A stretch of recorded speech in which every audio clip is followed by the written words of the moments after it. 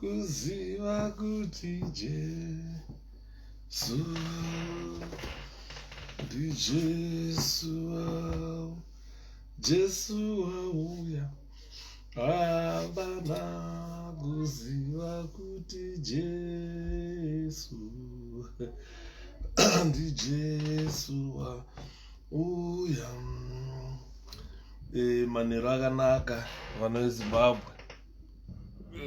Sorry zvenyu kumboita ndichigadzirisa tunhu twacho kuti zvifambe, kuti zvinakidze kuti zvifambe. Studio yacho studio yedu yakaoma. Regai ndikukwazisei mese ndichiti manero akanaka vana veZimbabwe. Sangana, my name is 𝗭𝗵𝗶ℎ𝗺. I want to talk or discuss something about first of all, before I say anything, regai ndikuomberei vana veZimbabwe kuti imimi muri kuita kuti zviite. You are the people, you are the majority.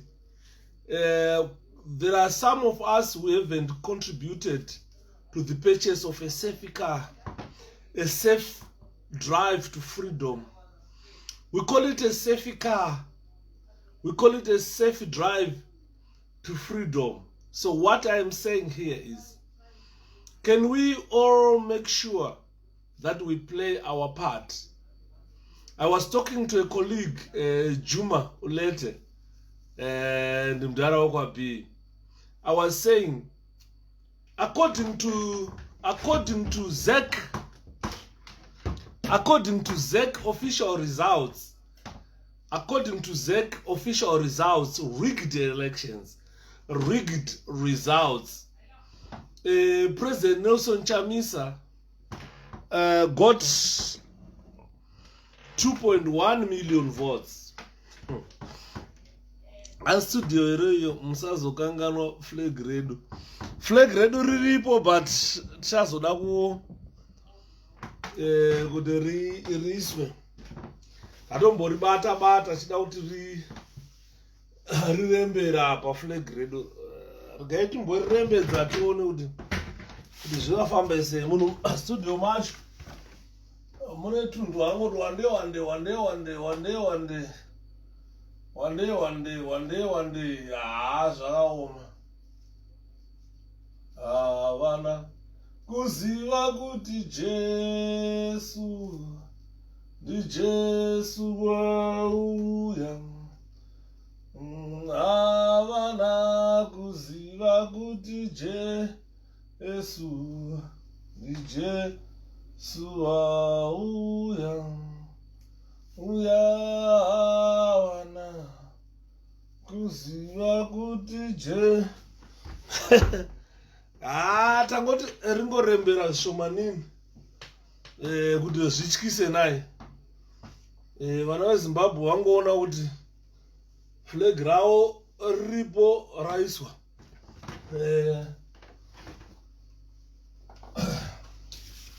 Kuti flag ravo reZimbabwe raiswa. Vana kuziva kuti tarisa flag racho tisazokanganwa. Zvinenge zvaita manje. Ngatichayotoriri henga papi. Tapinda pindai. Angapinda ake mukomana ndochokwadi ndepyuda. Ndikukuona hangu ndiri panyakatondo zviri sei. Mukoma Yuda chimbotaura nenyaya yeghost. Ndakaona ghost nezuro. I know vanhu vazhinji, they don't believe it. I saw a ghost yesterday when I was driving from Stoke-on-Trent.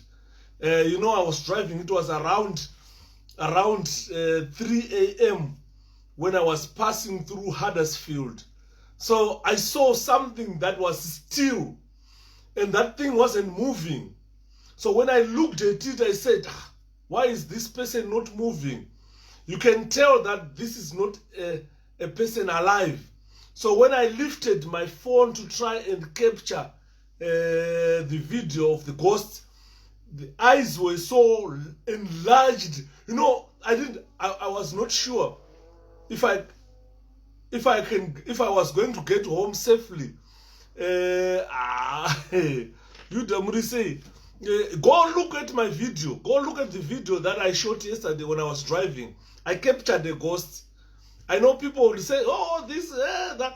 Yesterday, I captured a ghost. This is second time in life where I've seen ghosts nearby me. So yesterday, I showed you a ghost. Go watch that video. If you go past the 30 minutes of that video, then watch from that 30 minutes to about 35 minutes. It's just about 5 minutes, because I captured it for few, because I panicked, and you know, I flew from there. So this is chance for Zimbabweans. Those who say there are no ghosts, I captured one yesterday. And what is up, Chamisa House fire? As ghosts, you are now Mudungwe. I did actually 𝗭𝗵𝗺𝗀𝗺 on yesterday's video. Is showing on YouTube, or showing on I can't upload it on YouTube because it had music. But go on my Facebook page and then check for the live video. In the homebound, the live video for homebound. Watch from 30 minutes to 35 minutes. Then watch from there, you will see the ghost. I captured it yesterday. You will see the ghost. I know people would say this is impossible, but it was possible yesterday. So the other issue that I'm going to talk about today is about our citizen initiative to a safer freedom, a safer vehicle, a safer car to be used by our favorite icon, our president, Nelson Chamisa. So let me thank you that, ladies and gentlemen, you have shown us love, but we are still short of the required amount to purchase the vehicle. You can go on my Facebook page. There is the ghost. I captured it yesterday, and I've even screen matched it and then put it on Facebook for people to see. I know a lot of doubting Thomases are there, people who have never seen a ghost in life. But be careful, if you die, you might be one of the ghosts. So the other issue that I'm going to talk about tonight is we might have 𝗪𝗪𝗪 coming in as our guest of honor. Our deputy speaker, 𝗪𝗪𝗪 from the MDC Alliance, might come in as, I'm not sure because I've started late. I was supposed to have started at 8 o'clock, but I was driving. Kune manhanga anonaka zvisingaiti. Saka ndambomhanya unotsvaga manhanga. Saka manhanga ndatenga kure. It's a distance from here where I bought this, because I favor manhanga zvisingaiti. Makadi vana veZimbabwe regai ndikukwase. I'm not going to kwasisa vanhu individually. Hands inbox 2 minutes. I can't do it because if I have to inbox you, that means I have to cut the live video. I've got one gadget that is working on here, and today I don't have a phone. So the other issue that I'm going to talk about is about Chinamasa. I will dwell much about the fire that you saw engulfing Chinamasa's house. It's an interesting story. It's not a recent story that led to Patrick Chinamasa's house to go on fire. Ziri say, Mkoma Daniel, how are you? House fire. House fire is about Chinamasa. I know if I put a queer topic, people would get much interested in house fire. What is this house fire all about? It's all about Patrick Chinamasa's house on fire. So it's so we are going to talk much about Patrick Chinamasa's house on fire, and luckily he has admitted that there is no foul play about the fire. And according to the reports, the fire started in a bedroom where his son or child was sleeping. So quite interesting. It was really connecting. So we are going to talk about that. Who is 𝗖𝗵𝗶? Patrick 𝗖𝗵𝗶 is the former finance minister of Zimbabwe. Akazongosudurutswa vabiti vachigadzira upenyu hwevanhu vevana veZimbabwe. The only finance minister in this world akakwanisa kugadzira upenyu hwevanhu nditendai biti. Hanzi 𝗵𝗵𝗶 ndo chokwadi. So there are quite theories about that fire that I've heard from people. I've received calls from different people from 𝗬𝗏𝗃, people from 𝗬𝗏𝗃, those who claim to be close to Patrick 𝗖𝗵𝗶. So I'm not going to mention their names, but I'm going to say what they told me. And my favorite guy, keep it up. Thank you, 𝗵𝗶. Thank you so much. So the issue here we have is about the car that we initiated as the citizens of Zimbabwe. Let me reiterate this again, that it was our own initiative, which has got nothing to do with the President Nelson Chamisa. So don't put President Nelson Chamisa's name in this initiative. It's us Zimbabweans. I don't know why I tried it surprise, but unfortunately things came up and pakatanga kutaurwa zvakawanda zvekuti vanhu vakazongobatanidza pamusoro. Hanzi Yuda house fire yaChiNamasa isi staged here. I'm going to talk about that tonight. So those interested, let's tag a lot of people. We've got power in more people than power in few who are rich. We've got power in more people. So what we need is, let's tag individuals. Let's share my lives. I encourage Zimbabweans. Let's share all these lives. Put them on your Facebook. Download, put them on YouTube if you can. Let's share them, because what we want is to reach many people. The audience is much important than the few listeners. So the more we come together, sorry guys.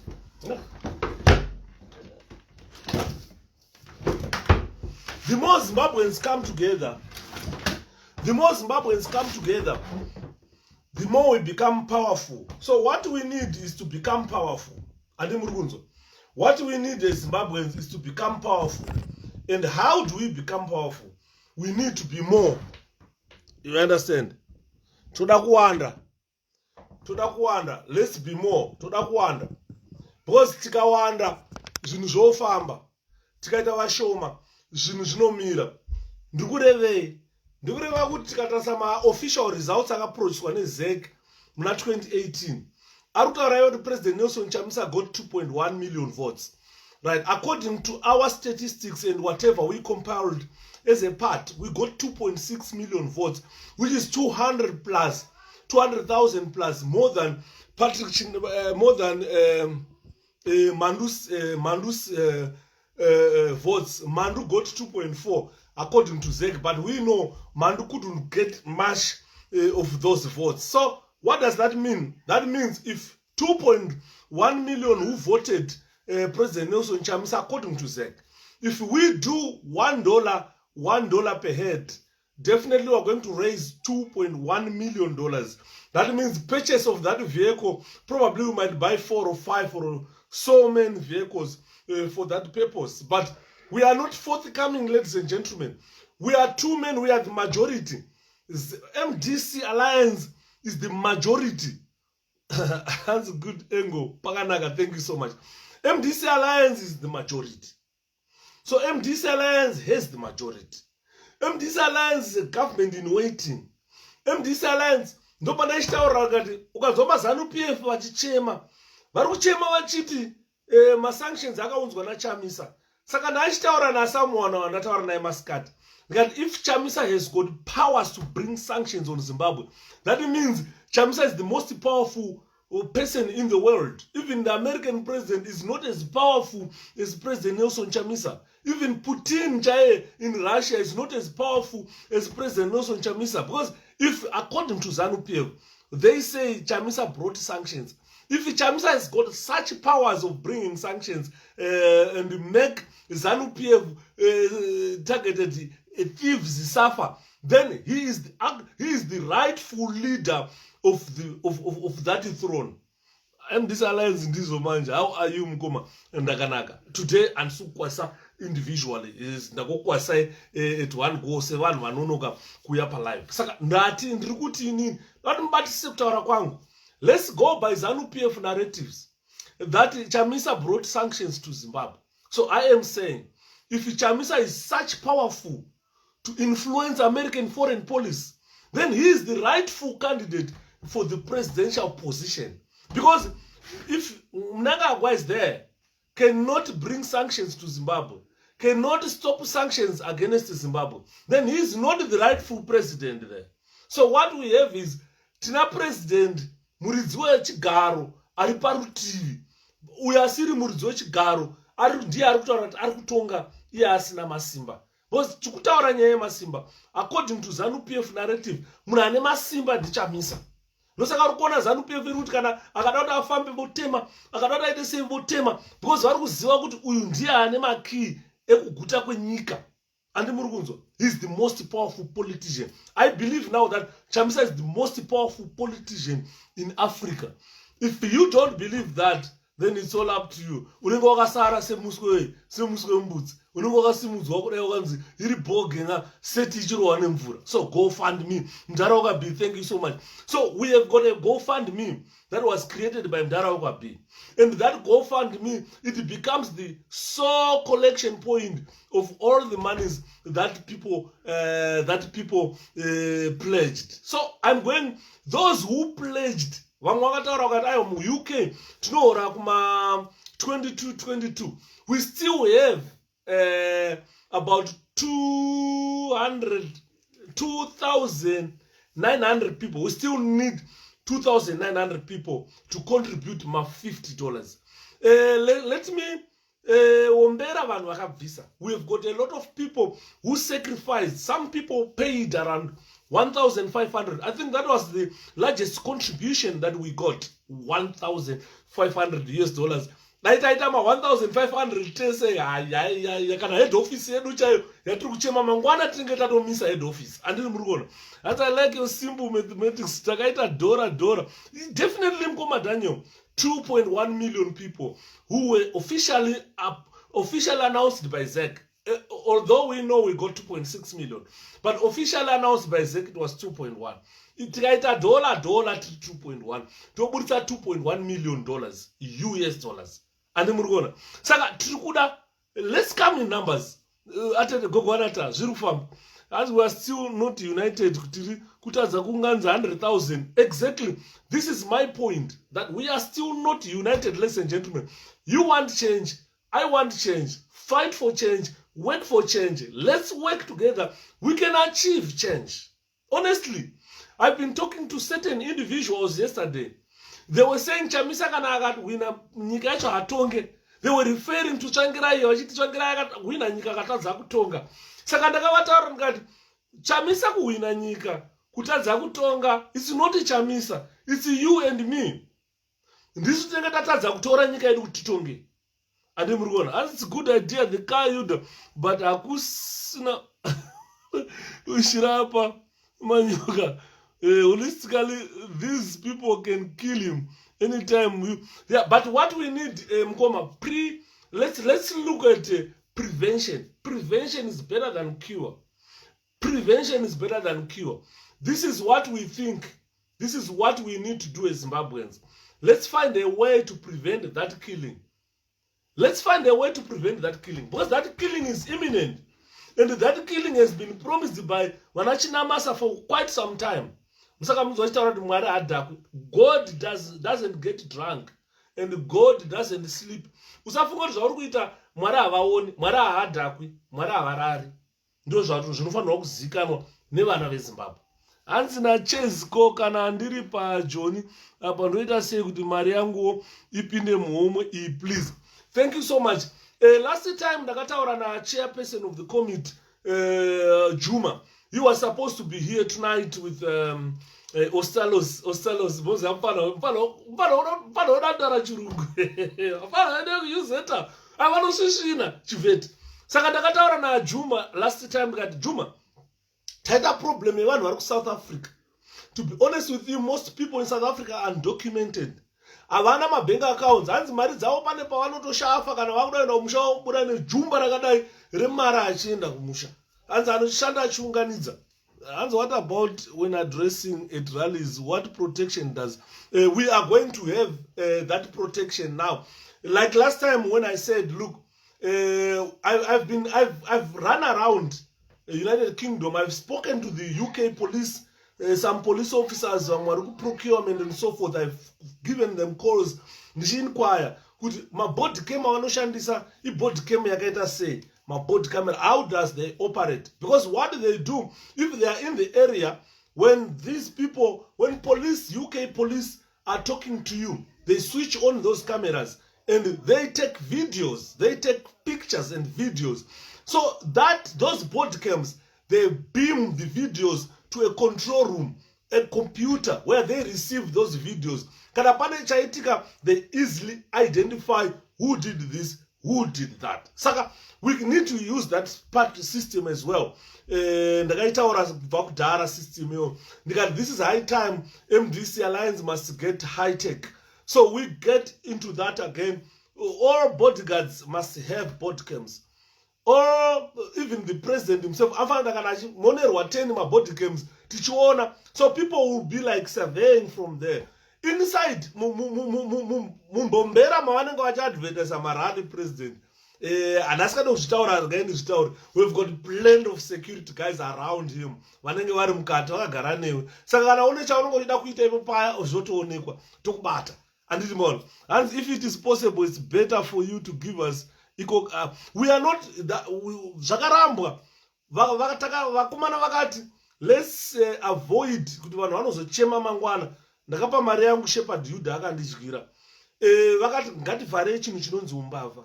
Saka mari vakati vari kuSouth Africa, ukaona usingakwanise iwewe kuisa mari yacho paGoFundMe, enda kana kuna bhururu wako ane mapepa kana kuti murungu wako chaukumbira kuti pane chakati chatoda kuita kuZimbabwe, ndine keshi yangu iyi, please ndiisirewo paGoFundMe iyoyo indokupa keshi. Saka ndo zvakataurwa izvozvo kunzi vari kuSouth Africa, those who cannot put money documentation, taura nabhururu wako ane madocuments. Takawanda seri kuSouth Africa vanhu veMDC vane madocuments vakawanda. Womutaurira akuisire mari yacho iwewe, iwe uzomupa iri cash. Saka nyaya iripo is let's utilize our numbers. We are the majority. Ndikada kutarisa vanhu veMDC vakatiza muZimbabwe vachiuya kunze kwenyika, kuna UK, kuna nani kweko, ndo vanhu vakawanda. And ndakataura ndikati we've got one ZANU-PF guy akacontributa 1,200. Vanhu pandakachitaura ndakati kwane vanhu veZANU-PF vari kuda change. And that guy akataura akati inini 𝗭𝗵𝗵𝗀𝗀, what I need is change in the country. I am putting my $1,200. Naifu kana arundinyepera akazondisendera receipt akati tarisaone receipt uro ndaisa $1,200 and unocheka paGoFundMe yenyu ndaisa 1,200. Munhu ari kuZANU-PF okunda munhu ari muMDC, iwewe uri kuprotectira president wako nemunhu ari muZANU-PF ari kutaura akuda change. Ndakakuya pana ndikakuradza list revanhu veZANU vakacontributa $100, $50 machi, but this guy came to MDC Alliance and contributed $1,200. Aisi mari yekutamba nayo. Atirona wokundwa iwewe uri muchinja wokundwa nemunhu wekuZANU. Munhu ari kuZANU arisa 1,200, iwewe muchinja uri kuisa $10. Takati isusu minimum that we need so that we can quickly reach kwatoda kusvika $50. But azvirevo kuti kana usina iwewe hauchaisi nekuti hauna $50. No. Whatever you can afford. Kana ukati une $1, riise $1 racho. Ndozvatiri kuchemera. Because vakomana vakati let's have 1 cent of collection. Dai papasina 1 cent of collection, ndakatounganidza dzimwe mari dzimwe dzekutoti dzakati because tine vamwe vanhu vari kutya. Vari kuti kutiise madetails edu paGoFundMe hatizoti zvozoperera kupi. Saka pana 𝗭𝗵𝗵𝗀𝗀, pana Juma, osalos anga chizouya ndo vakomana vakati chiregai tiuye palive shepherd tiexplain kuvanhu how safe the GoFundMe is. If you are still not convinced with that, then I think tinenge takuzotaura imwe language. Kondoenda vanhu vezanu vakatotaura kuti hatitodi kuzikanwa kutuisa mari ipapo. Ani murikuona vamwe vacho vari kutosvika vezanu vakatobata mari dzacho varikuda kuisa.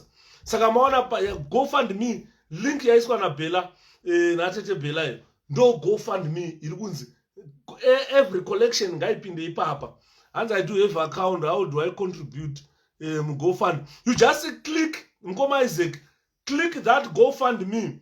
Kana ma click ipapo lead to the page. Mo contribute ipapo. Follow instructions. Follow instructions. I have account. So follow instructions. GoFundMe there. Click it. Go to the page. Follow instructions. Very clear instructions. Very clear instructions. So it's a hard. Takadzidza. Naona rumwe maSouth Africans vachituka kuti maZimbabweans vanongorwanda nekuti vakadzidza takadzidza ndo chokwadi. GoFundMe, click that GoFundMe, follow the instructions. Zvatopera. My instructions acho are very clear. Just follow the instructions pa GoFundMe. Zvakanzi 1 cent of collection, GoFundMe only ndo iri kucollecta. Saka kwauri kwese those people who had pledged shepherd chazokupa ndinawo mazita, I still hold the names. Saka ma pledges aya vakomana, click on GoFundMe, contribute on them. We are still waiting for you guys. We are still waiting. We need to reach 3,000 people.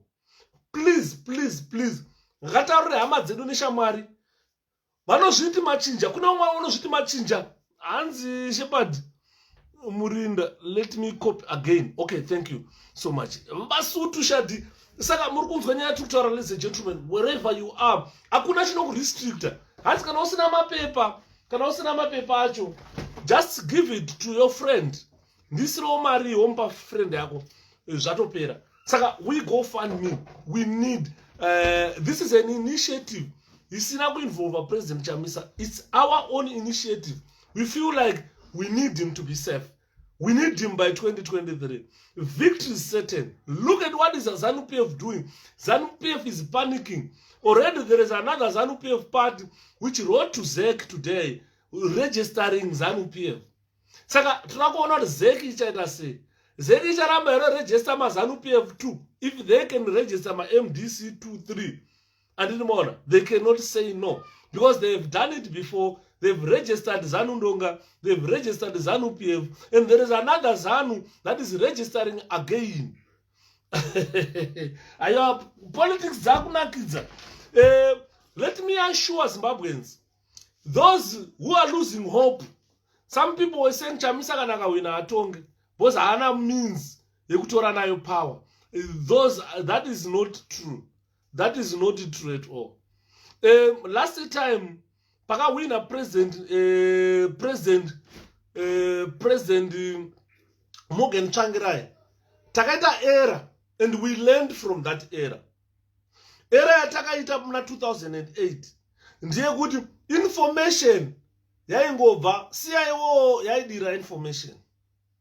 Kune vamwe vafana vakanga vari muCIO vainzwa manyukunzwa manyemwe zvekuti vanhu vaiuraya vanhu vachifota havasi kuzozikanwa. It's very unfortunate because makamune vakomana vaiuya neinformation zvinotyisa.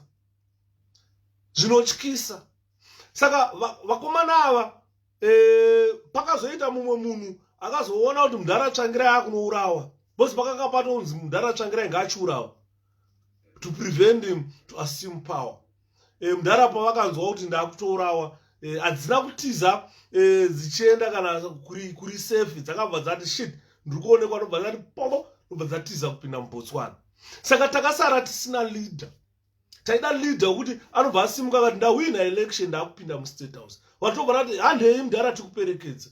Dai Mudhara Tsvangirai vakasimuka vakati ndawina ndakunopinda muState House. Kutaura kwatiri kuita so ingadai ZANU-PF yakarowa pasi 2008. Nyika yakadirwa uchi nemukaka. Mudhara Tsvangirai vadira uchi nemukaka. Hanzi Tyson is back.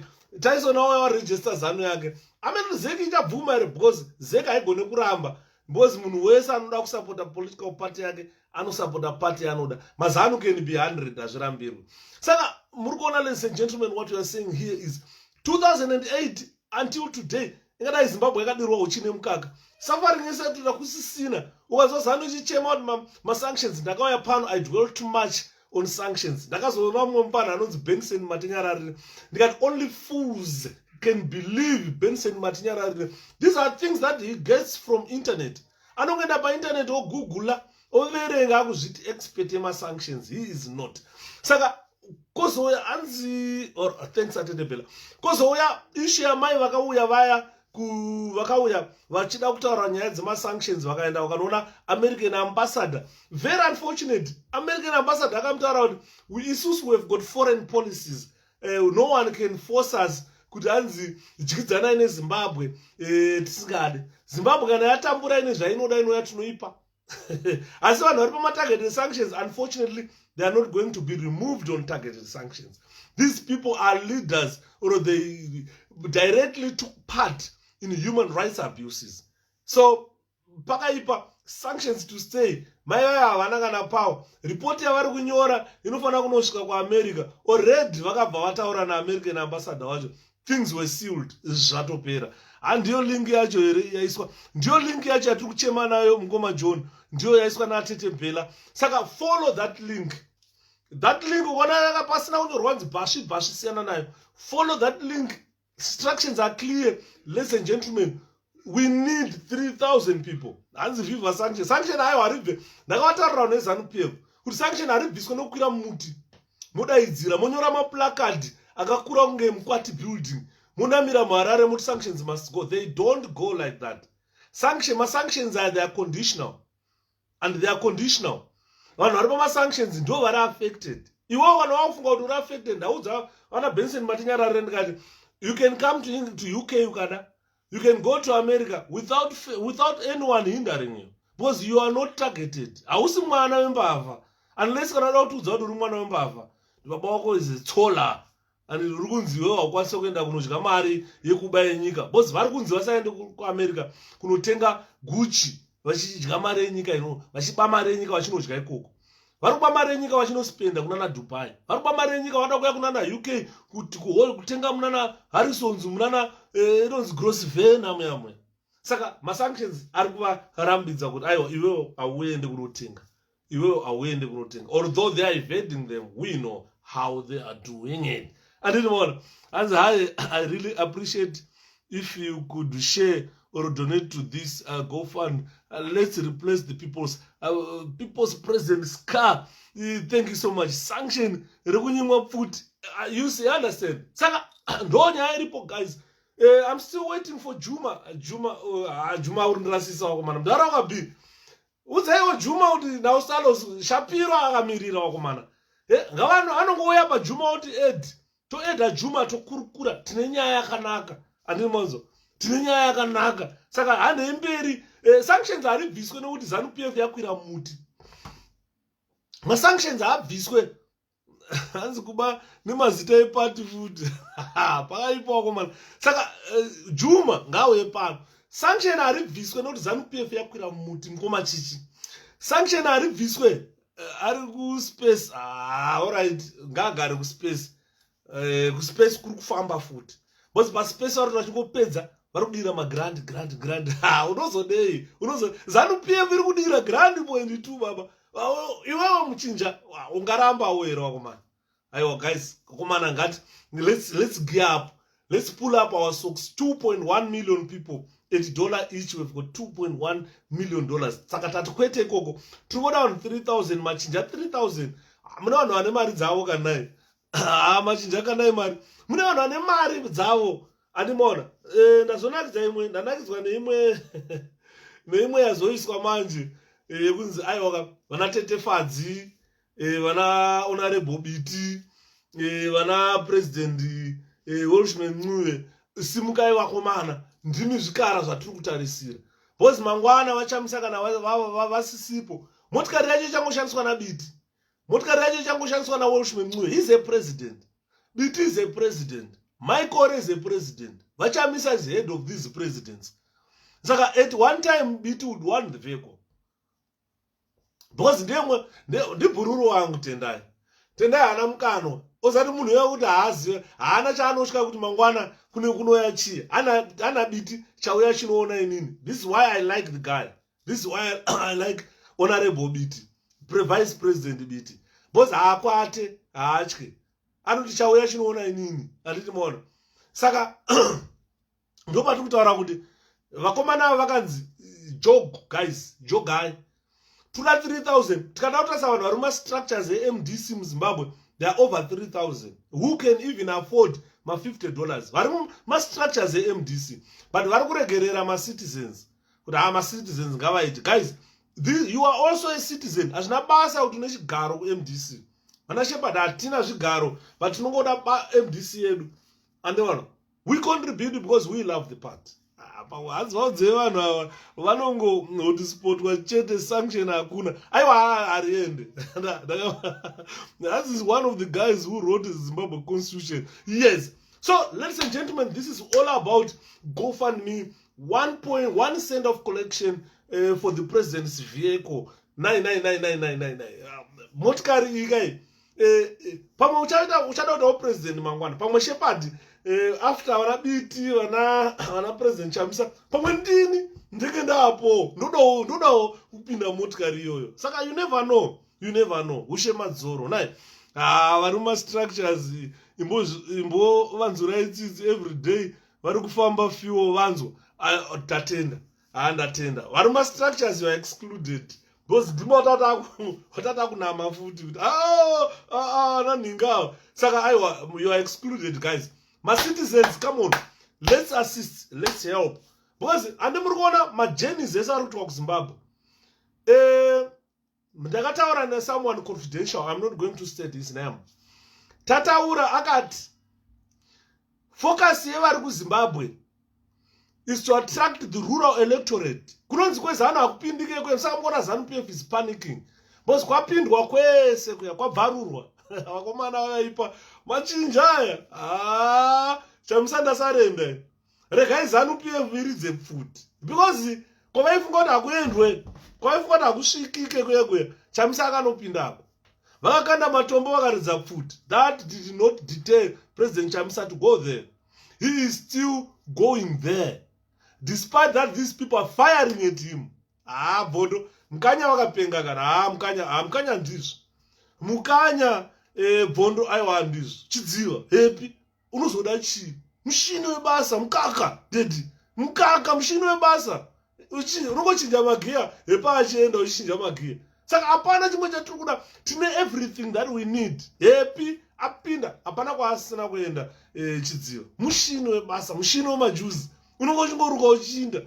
Komana, let's support him, guys. Let's rally behind Happy Chidziva, Honorable Happy Chidziva. Let's rally behind that man. He has done wonders for us. He has totally done wonders. Mari kwatanza akuendwe trikupindako. Ukaona pane 10 zvimbuya, chimbuya chaunyana chapera, chakapfeka zvimagirazi thick lenses chakagarapo, chakangoti chichikosora. Hanzi mbuya handai mosimudza dombo muteme Chamisa. Zvaramba. Mwari, God doesn't get drunk.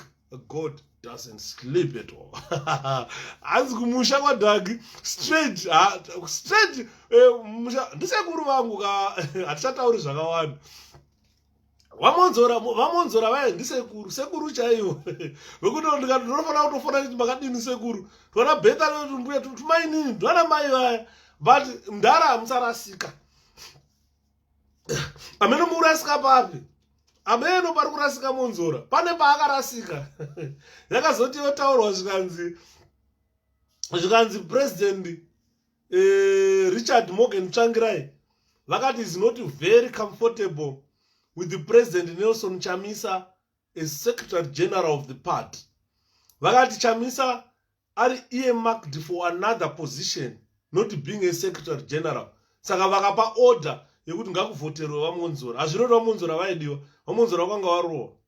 But vakangonzi na Mdara Mogiza uyapa iwewe. And iwe chimbomira tine patoda kukupa. Hanzi vaimira kuti Chamisa makore ake asvike pekuti he can be a president. Mdara Hanzi had prepared to hand over power to President Nelson Chamisa. Kuti alright, vachamisa simukai mutungamiri vaingomirira makore kuti asvike 40. Juma regaitono Juma ari kuti asend a request. I can't see the request. I can't see request ya Juma. Where is it? Ngangoti Ed Juma nyora apa kuti Ed, because I can see something coming from you, but just write with Ed then ndobva ndakueda bururu. Andiri kukuda pano. Ndiri kukuda pano Juma. So ladies and gentlemen, let me whilst I'm waiting for Juma to join me, let me talk about the fire kwamdara Chinamasa. That is not an ordinary fire, as you understand. Already news is circulated that my meetings ekubvisa Mnangagwa anga achitirwa kumba kwa Chinamasa. And Chinamasa nevamwe, they are not happy about the leadership of President Emmerson Mnangagwa. So all the meetings that were being held were held at Chinamasa's house. Saka vamwe vari kuti kuna information leaked ichienda kupi, ichienda kuna Ngwena. Saka hanzi kune ma-CIO kana army intelligence MID hanzi vakaenda vakanoteya bhambo mbama Chinamasa. They wanted Chinamasa assassinated. This is probably the second time that there was an attempt to Chinamasa's life. Saka hanzi Chinamasa house to ashes, yes. Funny. So what is happening in ZANU-PF is dog eat dog.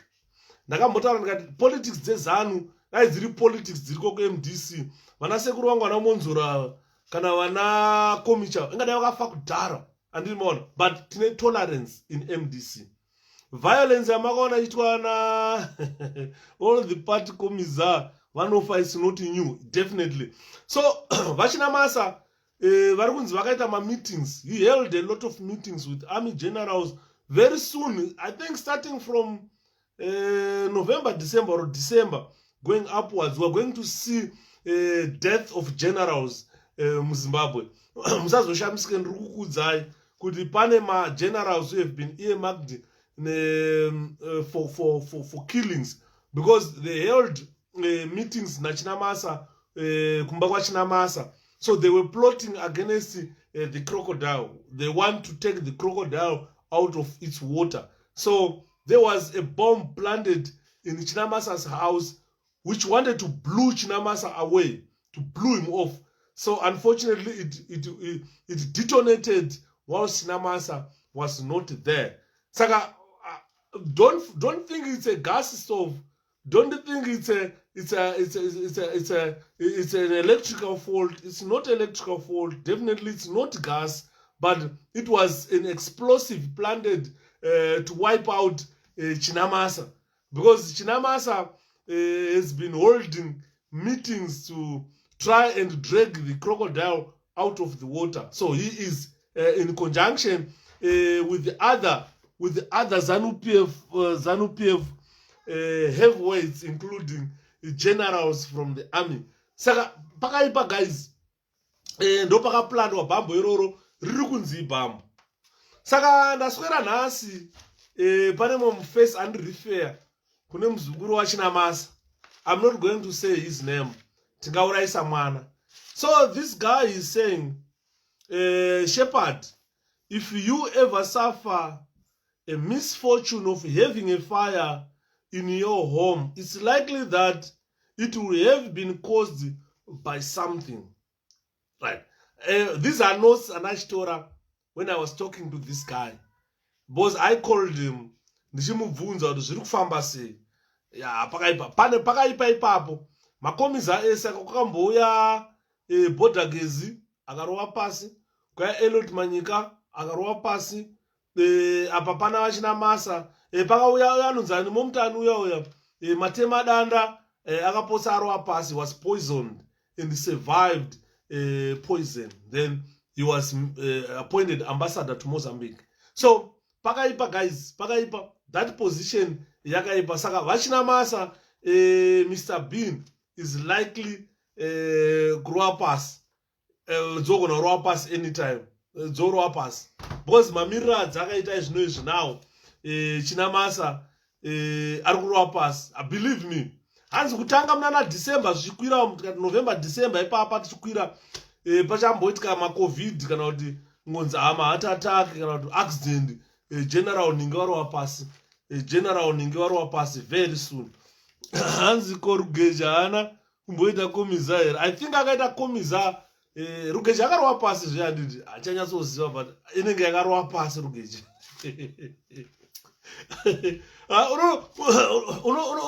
Unoseka nhamo serugare, tikuseka nhamo serugare. Atibona muruona clip yangu yakanzi defected. Saka unoseka nhamo serugare. So this guy was saying, if you have ever suffered fire in your home, it's likely that that fire was caused by something. No banditi kazhinji moto kuZimbabwe is caused by cooking. Unogona kukanganwa kuti uri kubika, then the stove yobva yaita moto. Kana kuti ma electrical fault, pane wire dzinongobatana dzobva patoita moto pobva patobvira. Iri bambo iri, uyu moto wako Chinamasa hauna kutangira mumba, hauna kutangira mukitchen. Urunzi watangira mubedroom mamakarara memwana. I, speaking of sanctions, was watching the public dialogue, but Mangwana ran away after 𝗣𝗿𝗺𝗀𝗀 unpacked the corruption. Mangwana cannot stand 𝗣𝗿𝗺𝗀𝗀. He must. So look at what I'm saying. Ndukuseka nhamo serugare. Anzi mai mukanyarazi money donate guys. Guys, ndimakamiriro. We just need 3,000 people. $3,050 each. Total simuka toenda. Saka you find nyaya dzatokutaura panapa kuti this guy anditi ukaona paita moto pamba penyu shepherd, it's either moto uyu has been caused by cooking. Unogona kukangana kuti ndiri kubika zvinhu zvobvira moita moto imba yotsva. Zvikanzi kana panogona kuita an electrical fault pamba potsva, kunogona kuve kusina magetsi uchibika kana negas chamber rere pongoitika a fault rodhuka. Saka raro ndo zvinogona kukonzera moto muZimbabwe. Ndobva handiti 𝗖𝗵𝗶ℎ is on the 𝗖𝗵𝗶ℎ is on the mythical creature. Zvikanzi hausi moto chete wamaona kwaChinamasa uyo. One mbanda yaritaura zvikanzi hatingataura kuti imba yamudhara Chinamasa yanga yachembera zvekuti iye atoipisa down so that insurance can pay. Zvokuti avakirwe imwe imba nyowani yaitwa rest at the ground. Zvikanzi that is not the case. That is not the case. Moto waChinamasa wokumba kwaChinamasa hanzi pane a mythical creature kana kuti chikwambo, a goblin. Ndataura nemufana zvakawanda. Akanditi ukada kutarisa kumusha kwedu uku, hanzi anobva kwana Rusapero kwana Chinamasa. Zvikanzi vanhu vapera kufa. Zvikanzi ndikakutaura kuti taviga vanhu every year, probably every month tonge tichiviga munhu kwaChinamasa. Ndikati saka zviri kumbofamba sei? Zvikanzi mudhara ane chikwambo chisingaiti, hanzi ane chikwambo chakaipa mudhara uya. Saka chikwambo ichi hanzi chinogona kuve chabatidza moto pamba pake. Ndozvaanga achitaura. Ndikati uri kurevei? Zvikanzi aiwa zvinhu zvinotozikanwa kana ukaenda kwedu kumusha kwaChinamasa zvotozikanwa kunzi ndiye munhu apedza vanhu iyeye mumusha. Andi muri kuona. Saka angaita nzi, saka ndaiti kuti but mafire experts they can use scientific methods to investigate that fire. Andinoona they can follow specific rules of scientific method to come up with an investigation to find out what exactly happened there. Zvikanzi don't waste your time. Zvikanzi it's not even scientific. Zvikanzi iye mudhara wacho chaiye hanzi machinja ane rudo $5 inobatsira please kandai definitely. Saka hanzi mudhara uyu akaromba, hanzi ane mushonga wakaipa mudhara uyu. Hanzi mumusha zvotozikanwa kumusha kuti ukangona pano pafi hanzi pandofanira kutofiwa every time and then. Andiona zvikanzi vanhu vapera kwaChinamasa, vanhu vapera kufa nenyaya yekuti Patrick Chinamasa ane chikwambo andimona. Saka ndataura naye mba ndarifewa na someone. Hanzi senemu yamai exactly. Thanks Murusera, hanzi kuti Chinamasa futi senemu yamai. Saka motipa dzimwe nyaya, torowa pano wakomana, torowa pano. Kuti Shepherd Yuda ndozoona kwanda kushandisa senemu yakwamai zvambofamba sei. And pane zvakawanda zvinenge zvaitika ipapo. Pane zvakawanda. Dzimwe nguva Patrick anogona kuva ari mwana wasekuru. Unoziva kumamisha kwedu kwangu kwedu kuRungo. Ndine 2 cases dzandoziva. Ndaive nemukwasha wangu ainzi Mabheura, aive neshamwari yake ainzi Kizito. Shamwari yake yairara nehanzvadzi yake. Shamwari yacho yairara nehanzvadzi yayo. Vanenge vakatozvara mwana. Kozi ndakakura ndichitamba nemwe friend yangu handichataurai zita. Shamwari yangu inini mai vacho vakarara nehanzvadzi yavo ndobva vaita mwana. Mubana yeye ndakakura ndichitamba naye handichataurai zita because maneighbors angu takakura ndichitamba tese. But takatozoziva nekukura kuti alright uyu mwana wasekuru hanzvadzi yamai. Saka hazvishamise kwaChinamasa kana ari mabiya akaitwa iwayo yekuti Patrick anenge ari mwana mai vake vanogona kuva vakarara nehanzvadzi yavo voita mwana. Obvious vanongomuti Patrick Chinamasa. Ndakazviona twice. Tsano wangu vaive neshamwari yavo ainzi Kizito aitorara nehanzvadzi yake vachitoita kutorara nehanzvadzi yake vakatoita mwana zvaitozikanwa mukaroyi. Kozouya mufesi wangu wandikutauraiwa ndaitamba naye. Mai vake vakarara nehanzvadzi yavo ndobva vaita vazvara mwana. Andoona. Saka mwana aitoshandisa senemu yekwamai. Saka zvakawanda zvinoitika kuti mwana ashandise senemu yekwamai. Kozouya mamwe incidents ari rare ekuti munhu anorara nevarume vakawanda. Otadza at the same time otadza kuziva kuti amuitisa pamiri ndiani. Because tine vasikana vanoenda kumabhawa vaya. Kare kwaitonzi ukarohwa nesiki unenge utoriwo ndiwe unenge uri chamahwinya. Vaitodada nesiki vakomana vacho vakudhara. Ashabiro, avoid being diverted from your cause. Thank you. Saka you find kuti kudhara vaitodada nekuhura vakomana. Ukaita siki vaitofamba vachiratidzana kuti asai akandorova inini. Indakarohwa nedrop, indakarohwa nemaronda, indakarohwa nechii kudhara. Saka wakusati kwane zvirwere zvakaita sana HIV izvi. Saka vaiti munhu 1 aigona kukecha kana varume 3 a day kana 4 maura akara aya vachirova mari. Pakapera hondo pakaita business rechihure malocation edu malocation tudiko na Chinhoyo na Karoyi kwese kwakaitika business rechihure chakanyanya. Kwakazvarwa vana vakawanda kuti vanhu vaitadza kuziva kuti mwana uyu ndewani. Iwe Yuda dzoka kunyanya. Ndakumbira regerero 1 naye Atete Bhela. Ndikazva ndichataura panapa zvinonditukisa. Saka tiri kutaura about Chinamasa. Ari kuzikanwa kunzi hanzi anoshandisa senemu yekwamai here. Saka hatizozivi kuti chii chakaitika kuti mwana wasekuru here kana kuti chii. Mumisha munoitika zvakawanda wanda. But ari kunzi hanzi mudhara wacho hanzi akakoka, hanzi vadhara vemutombo, hanzi mudhara waya nemushonga wakaipa. Andimona. Saka anga ndachitaura kuti but fire experts can investigate and come up with a proper scientific investigation to see what transpired. Zvikanzi don't waste your time. You don't need to be scientific because Chinamasa kumusha vandozviziva kuti apedza vanhu. Andimona. Ndikati but isusu we listen as well to eyewitnesses about what really transpired.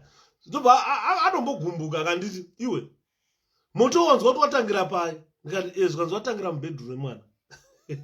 Zvikanzi imirira ipapo Shepherd. We know what is happening mumusha medu. Ndara Patrick hasibo zvachose zvezvo. Ndikati zvikanzi so zvikanzi they've been ndikati hakusi kunyepa, hamusoda kunyepera here mundara. Zvikanzi tiri kutokutaurira isusu tiri vana vakakurira musha umu. Ndo mabasa ake mundara iyeye. Ndikati alright, so this is the hidden life of Patrick Chinamasa. Zvikanzi exactly. ndikati so it wasn't arson zvikanzi nobody burned his house. Those are theories dzekuti anzi makauya mukaiswa bhambo bhambo ndo razoputika razoita sei. Zvikanzi vanhu vari kutaura hake kuti Chinamasa ari kuita musangano nemagenerals and other people so that they remove Ngwena. Ndikati manje Ngwena iyi vanogona here kuidhonzera kubuda mumvura wakomana vezana. Zvikanzi ndo zvavari kuita. Saka vamwe vari kuti hanzi the fire was deliberate to try and destroy documentation yakanga iri imomo yekuti Chinamasa aite sei vabvise Ngwena. Zvikanzi nyaya yekuda kwayakaita wait and see kuti kuchafiwa zvakaita sei. Zvikanzi dai ranga riri bhomba unozati panoputika bhomba shepherd panoita shattering of glass. Because bhomba ringoputiki panoita shattering of glass plus madebris ebhomba hanhongwe ipapo chete. They fly a distant but hakuna zvakadaro zvaitika. Hanzi pangosvika kunzi boom ndobva patotanga kuita sei kutobvira. Andiona ndikati saka pakaipa. Zvikanzi you know what? You know why Chinamasa talks shit? And Chinamasa talks shit with disregard toward human life. Because anotemba mushonga, anozvitemba mudharaunda. Andoona. Now this is why he disregard human life. Achikotaura zvaanoda anongoonyoka achitaura shit. Anoona. So he does that for fun. Because he knows apana zvamunomuita. Nenyaya yekuti iye anenge achiti anzi nini ndine changu chikwambo kana ndine mushonga wakaipa hapana zvamunondiita vanhu vekuZimbabwe. Anoona. So you see why he repeatedly go into personal boundaries. Every time he talks about Chamisa, he talks about this and that, he talks shit. And he engages in those hateful stuff. When Chinamasa is talking, you can get hated because what he engages in hateful stuff. He doesn't care about how others feel when he talks. He talks trash. He disregards other people's feelings. When he talks about killing of Chamisa, he meant it. And where were the occupants of the house? Nevana vacho vaivepi. Hana undiudza kuti vakanga vari kupi, so ndichatobvunza kuti ko vana ava vanga vari kupi. Andinoona. So Chinamasa doesn't care. Putting other people's lives at risk. He talks about assassination of Chamisa. Andinoona. He talks about assassination of Chamisa and he denies that. He's saying, he goes on to say, my bodyguard Chamisa akaridza pfuti. You see, the police were there and nobody fired the gun. If a gun was fired, it was from ZANU-PF. Because the police could have easily shot the person who fired the gun or arrested the bodyguard who fired the gun. And then what? Saka ando saka karwana Roy vozi varunguka vanoona zvimushonga shonga izvo. Roy saka akachipomba chimunhu chacho akachipomba aona kuti chimunhu chirabbish. Because that man does not care about other people's feelings. He engages in this hateful stuff, talking shit, talking trash. He repeatedly do it to make sure that you get hurt. And more. He doesn't think about the potential dangers, the potential outcomes of whatever he says.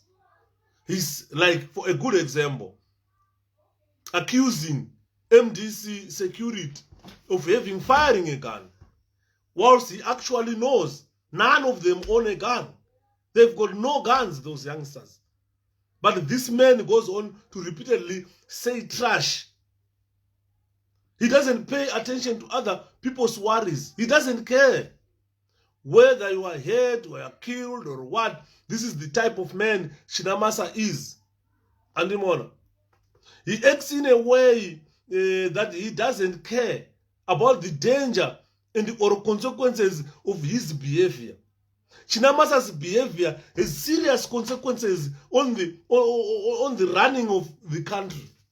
Zimbabwe on its own, with people like Chinamasa, as reckless as he is with words, he is the person who drives that country into dongas. Mukanzwana vana kwena vachichema kuda kugadzirisa zvinhu, Chinamasa haadi kuti zvinhu zvigadzirwe munyika. because anoziva kuti nezvikwambo zvake izvozvo anenge achifunga kuti iye ndiye ane yese. Andini murikuona? He doesn't stop talking about what comes to his mind. He's just a foolish man. He disregards the consequences to others.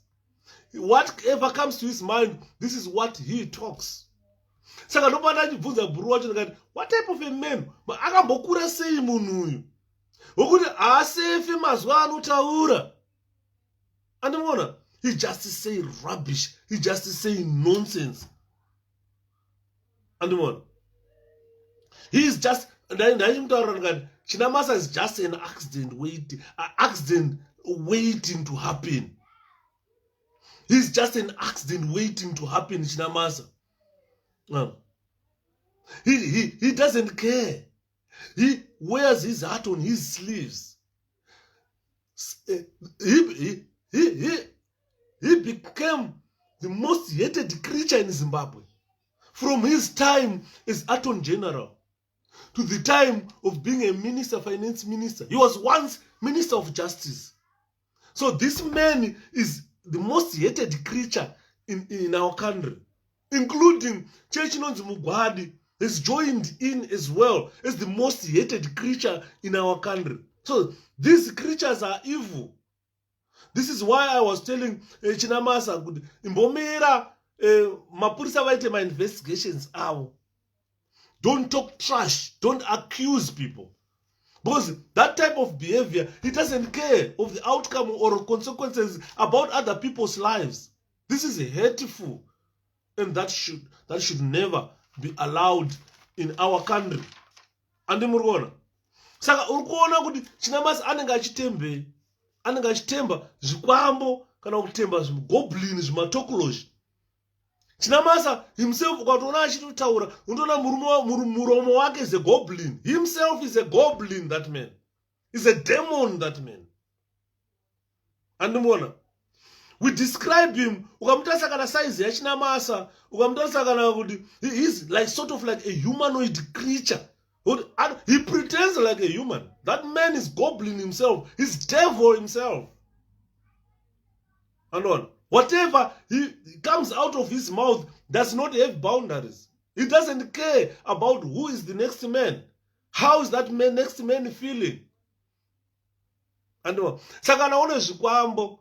Iyi ndo magumazo.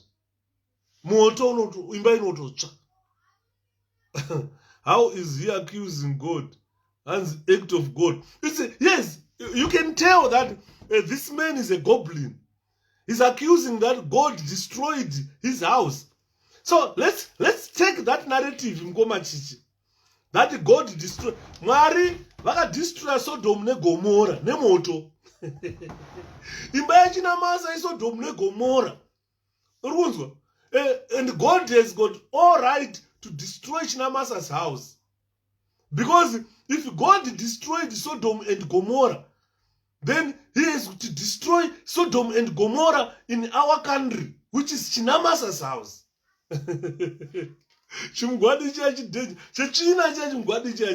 Saka, according to him, Chinamasa, he's accusing God. Because he knows Mwari zvezvikwambo zvavadi. Kwa Chinamasa kwanzi vanhu vapera kwa Chinamasa. Blazi uyo uri kudla vamwe. Andi murikuona? Uri kukohwa vamwe. Kuti hanzi vanhu vapera kwa Chinamasa nemudhara uyo. Saka probably he knows that God is angry. Because Chinamasa is a very dangerous creature. And he keeps very dangerous creatures. You know, apana sikaziye zvikwambo zvitokoloshi zvimagoblin zvazvo. Those things they crawl into sleeping people's rooms and cause all kinds of havoc. Chinamasa has caused all kinds of havoc in our country. The killings of innocent Zimbabweans, the looting of our money. Ari finance minister, Reserve Bank yakasara isina kana chi. Isina kana chi. Andimugona. Anza akura manu. Vari kukura nekuromba. Ukatomunzwa achitaura unoona kuti is out of touch, hana touch nereality. You understand? So he has caused all sorts of havoc. anongoita sechikwambo. Uza chikwambo ukagara pamusha pane chikwambo, zvandikutaura vanozviziva izvo. Vakadzi munozviziva zvandikutaura izvo. Vakadzi andimona. Unoona ndaive nabhururu wangu. Mwana anga akanaka iye. Mwana anga akanaka. Usati kana ndakamboona vakadzi vakanaka, iye akanaka. Ndakambofunga ndiri kuchikoro, ndakamboti ndonyenga mwana uyu ndimutore zvako, mwana akanaka. Saka mai vangu vaiona aiti akapfura pamba pedu, so ndaimutera. Tombofamba tisi tino mashops kana ngatotenga chingwa kuseni, toenda tisi totenga chingwa nemukaka, todzoka nomupfura nomuperekedza ndonomusiya kumba kwavo. Mai vangu vakanditi Mdara, ndikati katikuona mavavarira. My mom was so funny, so funny. Kabvunza vanhu Karo anokudza kuti Karo yakarasikirwa namai. She was so funny. Ati Mdara mavavarira kaimimi. Ndoti chiko mama. Kanzi atiri kuona yamusi kubva kuma6 muri kungotera musi kubvako. Ndobva ndaseka ngati kana mama kana zikanzi manje ndakuudza. Kanzi kana kunyange kanzi kuda kuroora ukosiyana nako mwanangu. Vakanaka vanava but havarorwe. Ndikati zvikanzi kune zviriko mumba mavo. Saka you find kuti pamushakana pane chikwambo apagarike pane zvakawanda zvinoitika. Ukada kuona chikwambo zvachinoita chinorara nevana vasikana vepo. Even kana varume chaivo chinogona kuita mukadzi full time. Unogona kuitwa mukadzi murume wechikwambo full time. Saka ukaona kutaura kwachinamasa kuti ane zvaanototemba. Zvachitaura nabhururu wacho kuti anotemba chikwambo. Hanzi dai act of God ikamuvha to the main house. Atendesu ndakaidinyarare nini. Andiona. Saka you find that amai vakazonditi zvikanzi mbotarisa musikana yeye waruterana naye kana hanzvadzi yacho kutarisa uone. Vanenge vane mascratches mamwe kuti you don't understand kuti ari kurohwa kumba kana kuti ari kurohwa sei. Aigona kuti kana achifamba unoona murume semakamarwa. Ndeti amai avaendara zvikanzi pane zviripo. Tatikati ndikamufamba naye ndandakupota chidongorera chitarisa. Aiti kana akatanga kukwenya so ndaiti munyaviri kana kuti chi andiona. But she was beautiful. Beautiful. Definition of beauty. Andimona. Saka you find kuti vana chinamasa. This is why you see they keep scary things. Things that choke other people to death. Andimona. Chikwambo unochidii Mdara wachembera. Kana mari yacho kaunganidza nechikwambo ndo magumo acho. Mbama yamachira mayusa kamwe. Dedi. Machira mayusa mbama yamuya. Usazwe chinamasa achichema zvari kuita zvezvo. Mari yatsva. Yapera. Andimakaona chidhara cheche blue black cheche. Kuti pachakafa mbama chimakabuda 2.6 million cash United States dollars. Chimagina chinamasa anga ari finance minister. Vanga vasingabhenge kamari ma offshore accounts airohwa. Yachira mumba yese. Yese yabenenga tu munyumba muja. Andimona nenyaya yekuda kuchengeta zvikwambo. Chikwambo hachina chazokubatsira chinamasa. Siyana nazvo. Andimona siyana nazvo. Saka if you look at chinamasa's behavior nechikwambo chake nechikwambo chinonzi mugwadi, they share similarities. Vatarise, you tell these guys they share similarities. These people are goblins. And unoziva zvikwambo zvinotazi tine experience nazvo guys. Ndakambokuudzai vachiri kundirangarira pane presentation yandakamboita ndichitaura nenyaya yemwe murume ainzi Chanakira uyu akabatwa nandichiri parimandi prison. Aive musungwa ari muFE. Saka akauya Chanakira akari mutsvuku so vanomuziva Mdara wandotaura. Pane munhu akatomboya akandoshepherd munhu unoziva ndomuziva. Anga ane mhanza ane baro ari mutsvuku. Anga ari munhu ari mutafu akasimba. Aive nechikwambo mufesi yeye. Uzati akataura akati shepherd uzati chikwambo chogadzirwa nei? Saka chikwambo tinochinja munhu. Kuti munhu anenge afa zvezve kana kuti anotanga afa tomuchinja kumuita chikwambo. Andimona. zvikanzi tinoshandisa masupernatural powers, tine mishonga yatoshandisa zvokuti unonzwa kuti mbuya wako akafa but vanenge vasina kufa, munogona kunoviga chete mutumbi but zvimwe zvese tatora tagadzira taisa mudura, hatitenge chitongorova mari tiri mudura imomo. Handi murikuona, hanzi we create a much feared demon, chiri chikwambo. Saka ndikuti ndikatarisa chinamasa and chikwambo hanzi choda ropa ka mhuri dzinenge dzichipera, hanzi vapera kwachinamasa and vanhu hama dzacho dzinenge dzichiziva chikwambo choda ropa, hachimwi mukaka hachimwi mukaka dedi, choda gazi remunhu. Andirimuona. So ukatarisa hanzi if you go kumusha kwavo vana chinamasa, the chinamasa people now they live in fear of that 𝗭𝗏𝗺. And for a long time, people have tried to seek protection against chikwambo chake mudhara vachitadza. Saka uri kuona kuti chachingovarova chete, chichingovarova chete, chichingovarova. That 𝗭𝗏𝗺 has wreaked havoc mumusha make mudhara uyu. And muri kunzwa. So ndachimutaura ngati why can't you try to exorcise mudhara uyu? Kuti mumutry kubata, hanzi takazama. Takaenda nen'anga nedzinoera. Tikaenda kumaprofita dedi. Hanzi kana iye kwamuti huyai mudhara tikutwa zvakati kumusha umuona achitsikako. Andiriona. Saka akaita hanzi kutsva kwaita imba yake ndotoziva kuti chikwambo chake chapisa. And hanzi just wait and see. Handifunga kuti kutsva kwaita imba iyi achararama mudhara. Anogona kungobaya anytime. Andiriona. Ndikati ko iye nyaya iri kunzi angaita musangano yekuda kubvisa Mnangagwa, zvikanzi that can be another possibility. But isusu as his relatives we know kuti chikwambo ndochapisa musha wake. Andiriona. Saka zvikanzi kwada kuona most of members vanofa kumusha kwedu health family members. Health family members. Hanzi vanhu vakasimba vari kungodonha vachifa. Hanzi vamwe unonzwa kuti aoni kwakafira mumba umu. Kana kuti asana munhu akabuda rugara ropa munhu kana kuti chichaitika hapana. Munhu anga achirwara haana kurwara. Andiriona. Saka mufesi andibatisa nyaya dzakawanda kati iwewe ndoziva kuti uchazvitaura palive shepherd but don't mention my name. Tingokuudza what is zvinoitika kumusha kwedu. Vanhu vapera. Zvikanzi saka urikuona kutsva kwaita imba iyi hazvishamise kana chiri icho chikwambo chake chapisa chabhenengatu. Andiriona. Zvikanzi ukaona vana vemumusha, vana vemumusha mana chinamasa vanzi vasikana vazhinji vacho havarorwi. Vanhu sarorwa kwavanenge vachiita hanzi anomuka achitokuudza kuti ndarota ndichitwa mukadzi, atomuka akatotota. Andiriona. Saka mudhara uyu muroyi. Andiriona. Ndopavanonzwa achitaura kuti wanzwa achitaura mashoko anotaura ayaya haatauri nemunhu waminista, haatauri nemunhu amutungamiriri anoda kuzotungamirira vanhu. Kana uri mutungamiriri wevanhu unofanira kudzora mwoyo wako. Haufaniri kuome kutaura zvinhu zvekuti you don't care kuti munhu wandiri kutaurira izvozvo acharwadziwa zvakaita sei. Saka taasingazive kuti ndo amfita munyumba. Akupa ndikudi anzake tu. Andimona. Saka zvinhu zvokuti vanhu tatanga kuzozviziva nenyaya yemoto.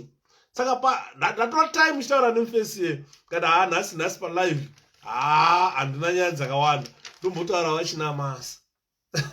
Andimona. Hanzi chinamasa angaitaura zvikanzi mudhara uyu anoshandisa zvikwambo shepherd even to settle magrudges emumusha, mafamily grudges. This guy uses chikwambo chake ichocho. Andimona. Zvikanzi ukada kuona hanzi sex with the people without their consent. Chikwambo. Zvikanzi it causes illness. It kills people. It suffocates people and kill people. Vamanofa vakarara muhope and make money. And what he does just make money. Because ane mari here zvikanzi Shapiro mudhara ane mari uyu. Hanzi ane keshi vadhara mudhara uyo. Karikovza haina kuchira mumba here zvikanzi ameno. Bosi anenge asingabhenge mari. Saka kana yanga iri mumba muya all the money is gone. Toti makorokote kuna Mwari. Ukanzwa paachema kuti acts of God. Mwari haadi mari yeropa. Hanzi anoda kupiswa chinamasa moleni. Andona. Saka hanzi chinamasa is a short and hairy man-like creature. Ndopanga itaura zvikanzi he has got a short and hairy man-like creature. Hanzi chotozikanwa chikwambo chake kuti chakaita sei.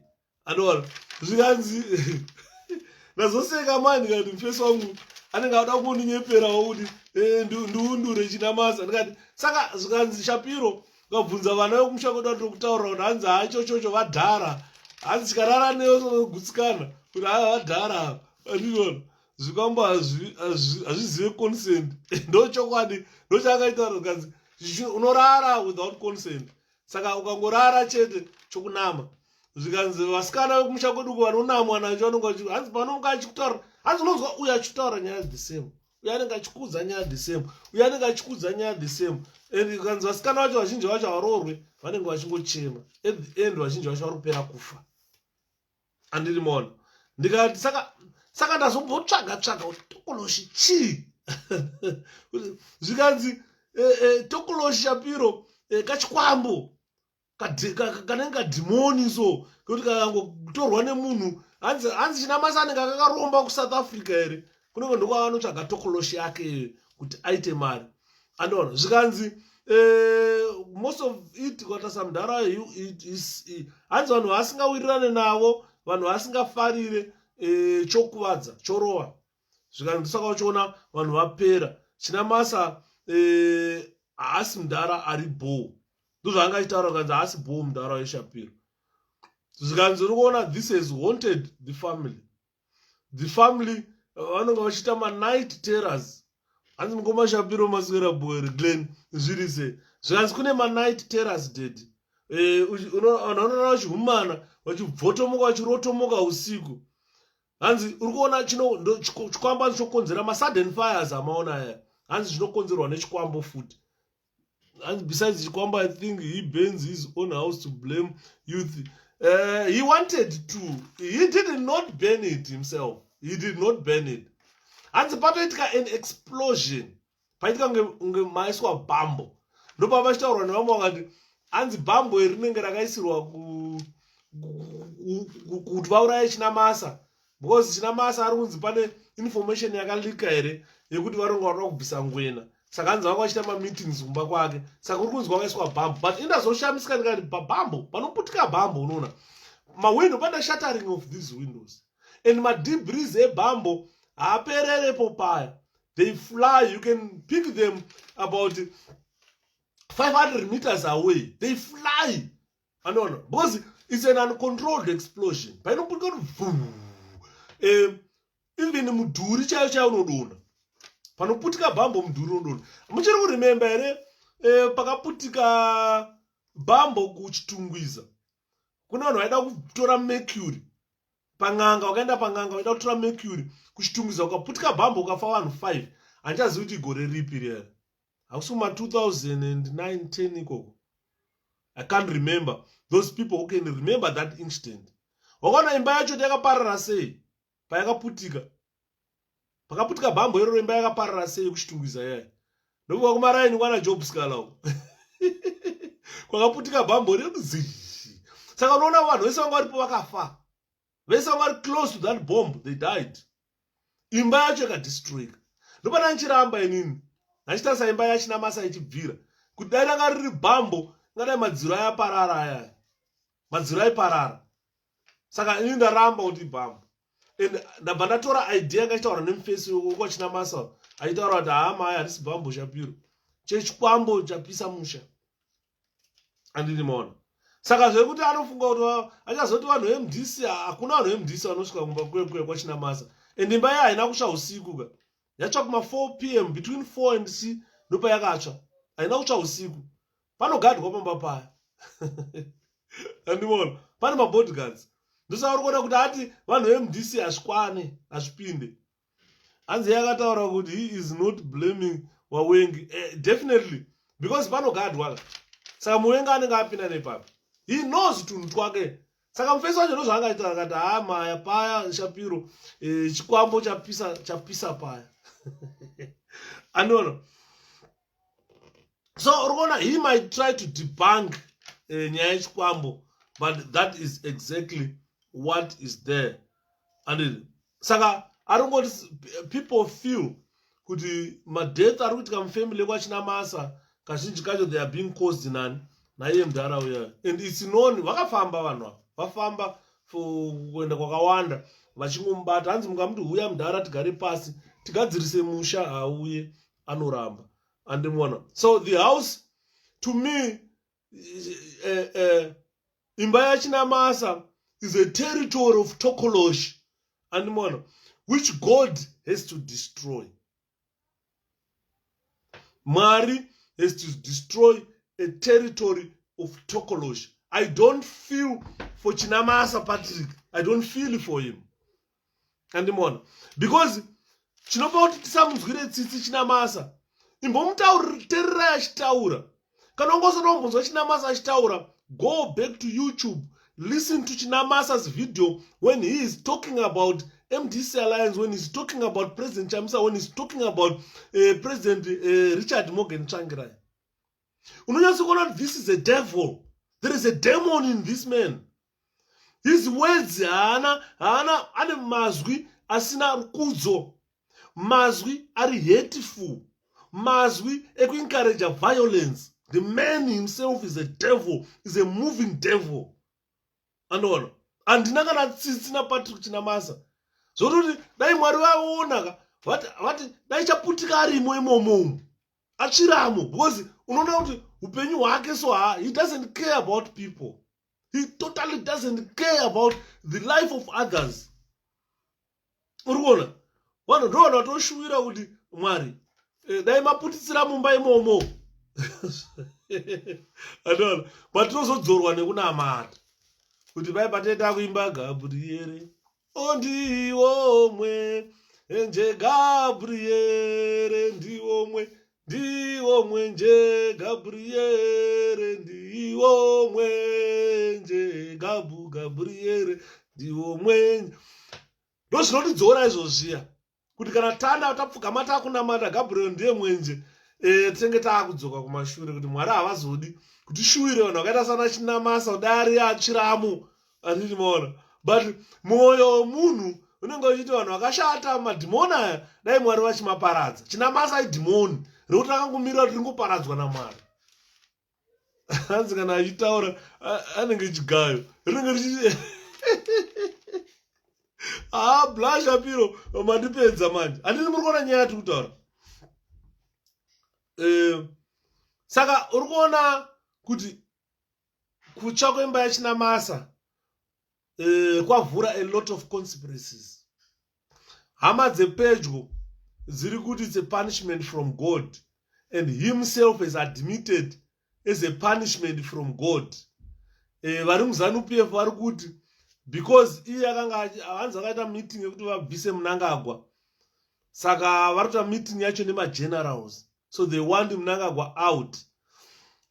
Hanzi muri vamambo vekumasowe chose ndazoona chiremba wangu pakaipa mungoma silence pakaipa ndo zvinotidzora zvekumasowe Gabriere ndiyo ndo zvinotidzora. Gabriel ndo mwenje ndiye anotidzora kutaura mamwe mashoko. Hanzi ini hanzi na pride zvakaoma Yuda, ini zi hangu hanyarira mwana wamai because mudhara Chinamasa hama dzepedyo dzake dziri kuti ayo this is a punishment from God, and iye Chinamasa has admitted that God has punished him. Saka tingango haasi munhu wekunzwira tsitsi because kana Mwari vokupanisha, you are doing something wrong. You are doing something wrong. Because vanhu vekuZANU-PF vari kuti because Chinamasa had a meeting nemagenerals, hanzi Mnangagwa, what is happening is Emmerson Mnangagwa has managed to hoodwink the youth in ZANU-PF to say he doesn't need a term limit. The constitution of the country limits president's office terms to 2 terms only. So if Mnangagwa win 2023 election, that will be his last term. So Mnangagwa has said he doesn't want that. He wants to rig 2023 election and go beyond it. So he doesn't want presidential limits. You understand what is there? So Chinamasa and the other people, hopefuls to become president of that country, They are saying, look, Mnangagwa adzirwa. He forget that he did not get into that position through election. We appointed him after removing Gabriel Mugabe. So ZANU-PF is saying we have learned a lesson from Mugabe. So 2 terms for a president are enough. And Mnangagwa wants to go beyond that. Mnangagwa has been talking to Chiwenga to say, look, I need to go beyond that. And Chiwenga has openly declared to the people of Zimbabwe that no one is going to remove Emmerson Dambudzo Mnangagwa until 2030. He will still be around. You understand? So these guys, they don't care about the constitution of Zimbabwe. This is why they are seeking terms beyond 2023. And this has not resonated well with some ZANU-PF people. So they were holding meetings at Chinamasa's house.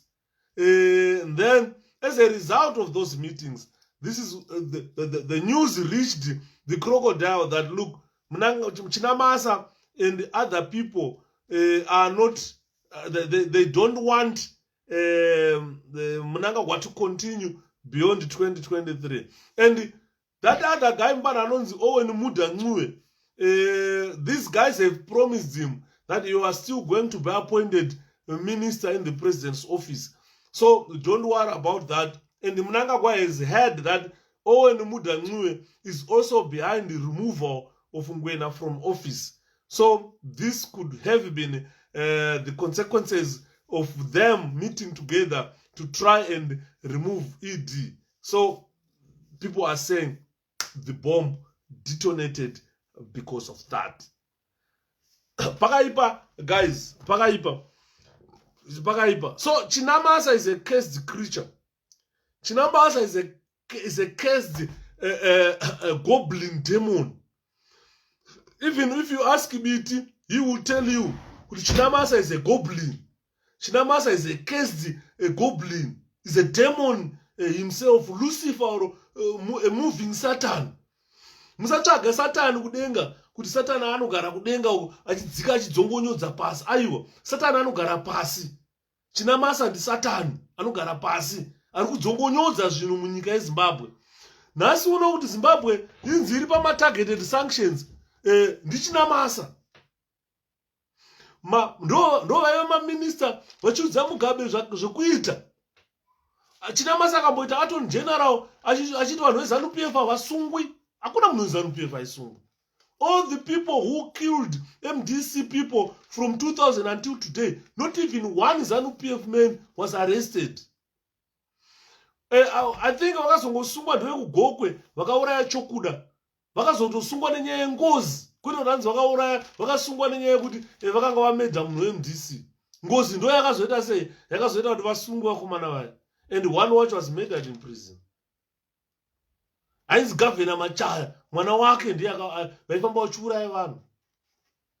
Ndakamboti ndikaenda kuZimbabwe ndambosvika kwaChokuda. Ndiri mwana wavo kaini. Kuti mudaona kuti mudhara makazvifambisa sei. Ndipewo mushonga wamakatsvaga wekuti mwana amuke. Ndine vanhu vakawanda vakaurawa neZANU vanoda kuti vamuke. Vakawanda sterei. Anoona.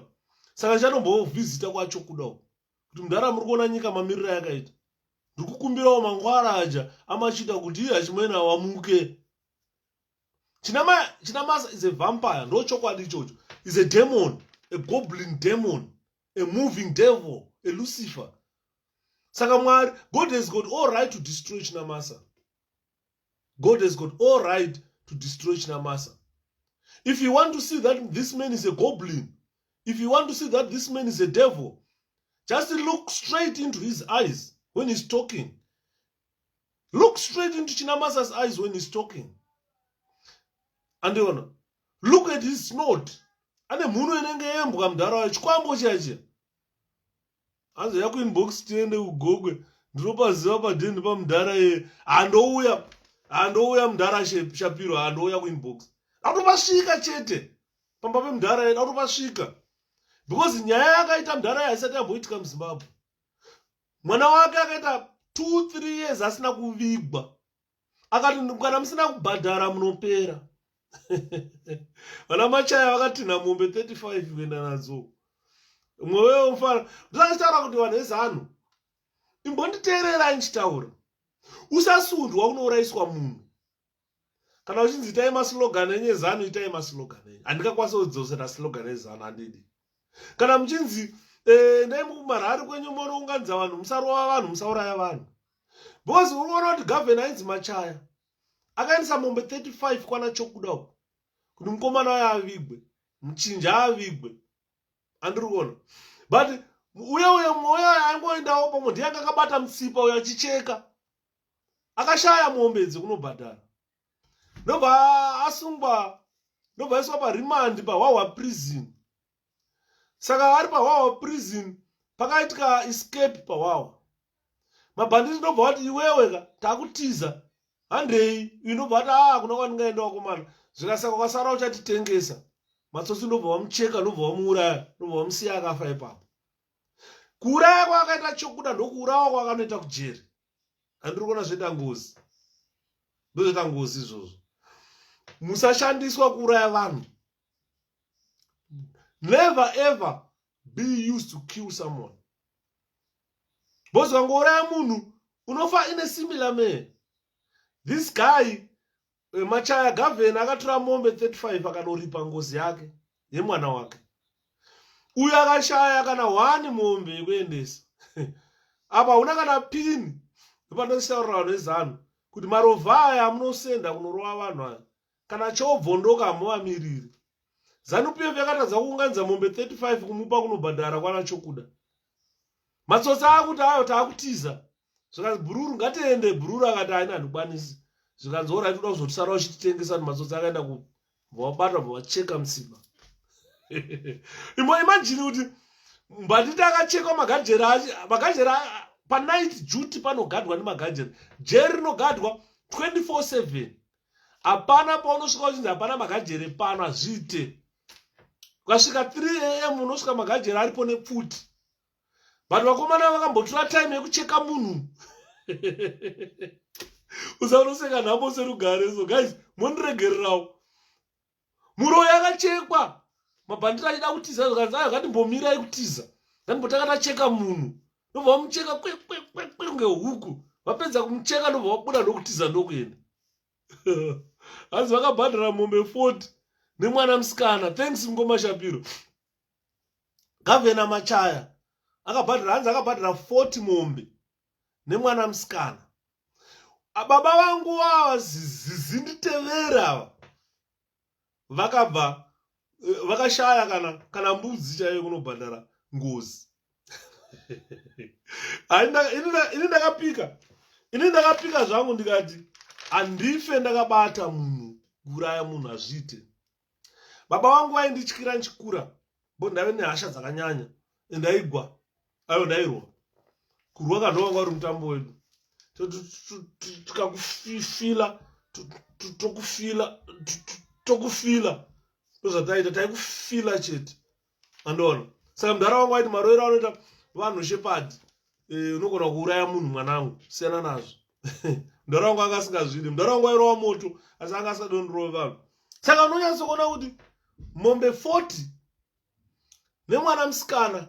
Imagine kuti mwana wako wakazvara wakakudza musikana anenge akagara pamusha pevanhu and ipapo vanosvika vanomupa chidhara chimwe chisingagezi ininika pamusha pedu auya musikana akadaro ndotsvaga munhu anopenga musha medu anonzi anopenga uye kuti ageze aite sei ndiye anenge ari murume wake iye ndio anonzi rombe remusha.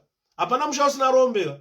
Kune vamwe vanhu kuti ukasvika pamusha unonzwa andozikanwa kunzi rombe repano ndinhingi.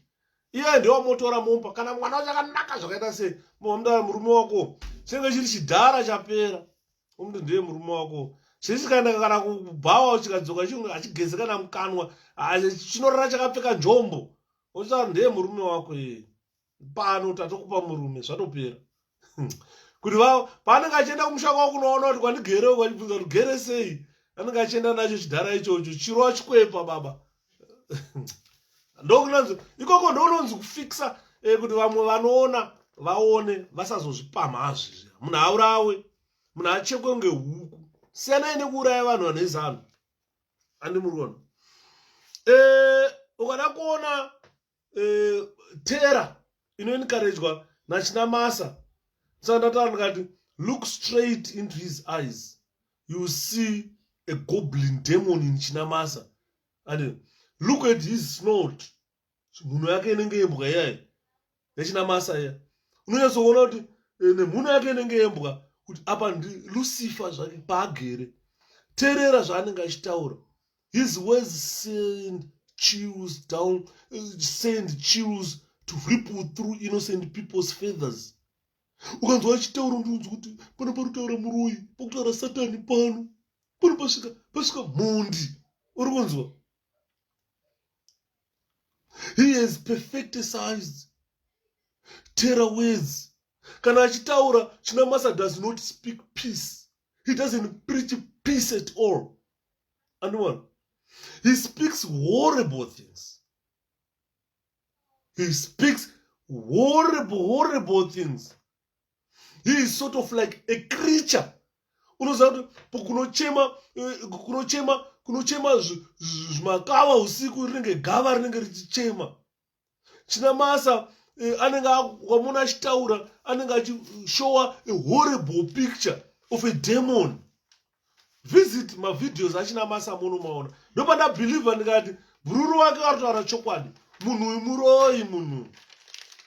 Andini muri kuona nyaya yekutaura. Munhu muroyi. And ukada kuona among ZANU-PF people, he's the most feared devil. He's the most feared demon. Akujoinisa retsvina rerinonzi mugwadi to be a demon as well. Andimona.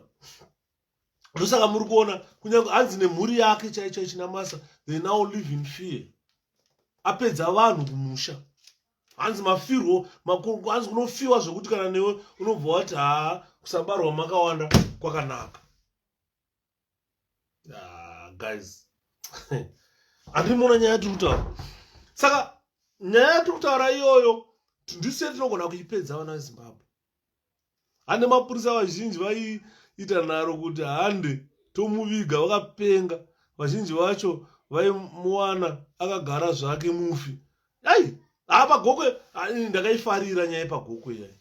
Ko Matemandada ati Matemandada akaisirwa poison. Akanzi mudhara mboro akakonkoshena. Ubva zvimba akasirwa poison nekuti hakwaruko panguda ikafira mberi. Akabva aiswa kuMozambique kwaakaitwa ambassador. Hanzi munhu uyu aChinamasa ndakamuvenga zvekuti ivhampire riya. Achitaura unotoona kuti rinonwa ropa. Hanzi apedza hama kumusha. Hanzi apedza hama kumusha. Saka we are just waiting now to hear from ZANU-PF whether Chinamasa will continue in his position sezvo abata muswe wengwena. Saka zviri kunzi kuputika kwaita pamushapa, vamwe vari kuti chikwambo, hama dzake dziri kuti chikwambo chake chamumukira. Ndakamboita hama yangu, nyaya ndakamboitaura. Ndakamboita bururu wangu aive netumateksi. Shamwari yangu inini yandaitamba nayo, baba munini vake vaive netumateksi, tumateksism karoi. Saka vane mateksi ayaye taienda padheni pacho weekend, sei weekend inoi. Aitidzidzisa, aitotipa maturuzi aitotidzidzisa kuti motikari iyo iri kurira kuinjini kutange nenoko. Saka ndinoti isai engine down yemotikari. Saka Datsun 120 waye ndaigona kuigadzira ini. Taiti mononora engine toidzikisa pasi. Oyo gurunura achialaina mangirinaya achiona hapana chachikoka here achireplace maparts engine yemotikari. Apedza hapo ndopana aidzidzisa kuseta inzi matapets. Vanhu vazhinji vanoziva motikari dzine matapets. Mazuvano hakusina motikari idzodzo dzine matapets, dzine macarburetor. Hakusina motikari idzodzo mazuvano. Nokuti ukatadza kuseta matapets aya aimuke.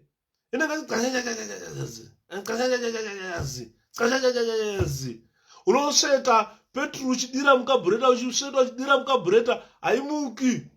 Kusvika watora masetse ematapets ayotanga kuseta matapets wapedza ukanyatsogona kumaseta ukatichaya sonzo katomuka ka 120 wayo.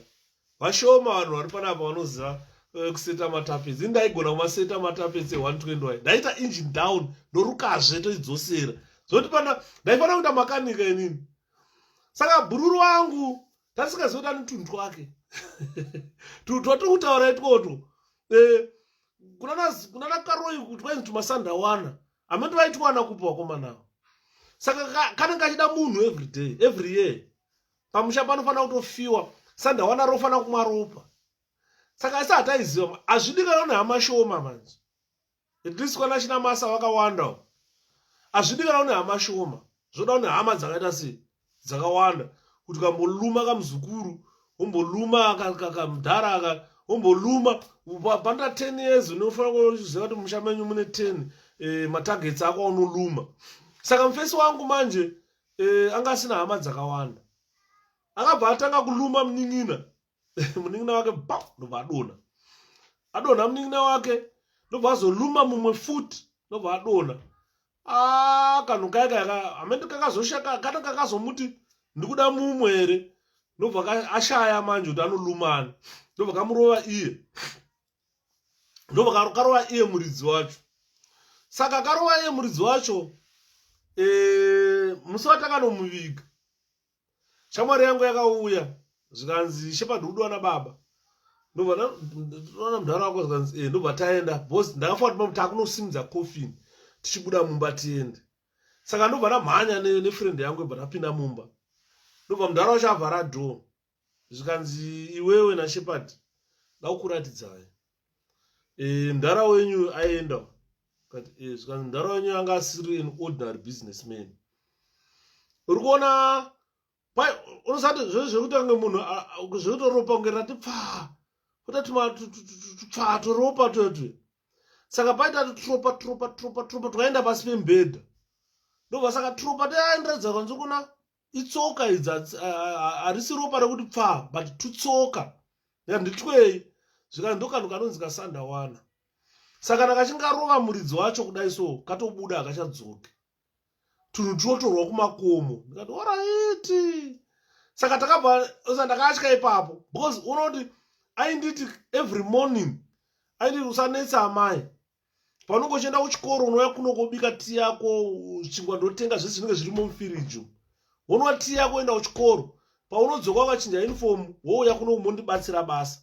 Saka ndozvataita izvozvo. Kuseni taitoenda nefriend yangu torwa tii yedu toita zvatochita torwa tomhanya enda kuchikoro patodzoka masikati kana tisikaende kubhora toda toswera tichigadzira motikari. Saka akabva arohwa nako kanhu ikako. Kakabva karohwa iye. Apa waiti ukaenda kuchikangwe ukasvika kunonzi kuchiedza ukaenda kukaroi kuchiedza akavaka imba mulocation ine swimming pool pakati 18 bedroom house but akatadza kuipedza akafa isati yapera. Andorona. Saka kanhu aka china masa zvinhu zvokuti anofanira kuziva izvi. Upenyu hwamazuva ano hausiwo zvikwambo. Usararama upenyu hwechikwambo. Rarama upenyu hwekushanda. Kana usingakwanisi kushanda tengesa madomasi. Kana kungotengesa matombo. MuZimbabwe izvozvo vanhu vari kurunda nesando wopwanya matombo ako anabhara ototengesa. Otowana mari yechingwa. Zviri nani. Pane kuti unzi minister. Wakazodiwa kuru. Une zvikwambo. Ngazvimbomira china masa izvozvo. Andimona. Saka ladies and gentlemen, tiri kutsura vakuru kuti imba inotsva. Dzakawanda imba dzatakanzwa dzakatsva. Chikwambo chine mhiko. Kana usingakwanisa kuchengeta mhiko yacho yechikwambo ndozvachinoita izvozvo. Chinoparadza musha. Chinoparadza pfuma yacho yose yawakabata. Inoparara one. Unofa usina chaunacho. Hanzi I think even mutendi anacho. Obvious chibishopu chacho chimutendi chacho. Zvikwambo zviya. Zvikwambo chete zviya. Saka unofa usina chaunacho nokuti upfumi hwacho unopera. Kana uchinge wapera zvaperawo. Vazhinji mabusinessmen ataiona vaita zvemushonga izvi. Zvakangopera zvakadaro. Vamwe vacho hatichatauri nokuti vamwe vacho ndevehukama. Vane zvakangobvuruwara kuti business rinongoenda nemhepo so kusara munhu asina chaanacho. Anditi mona.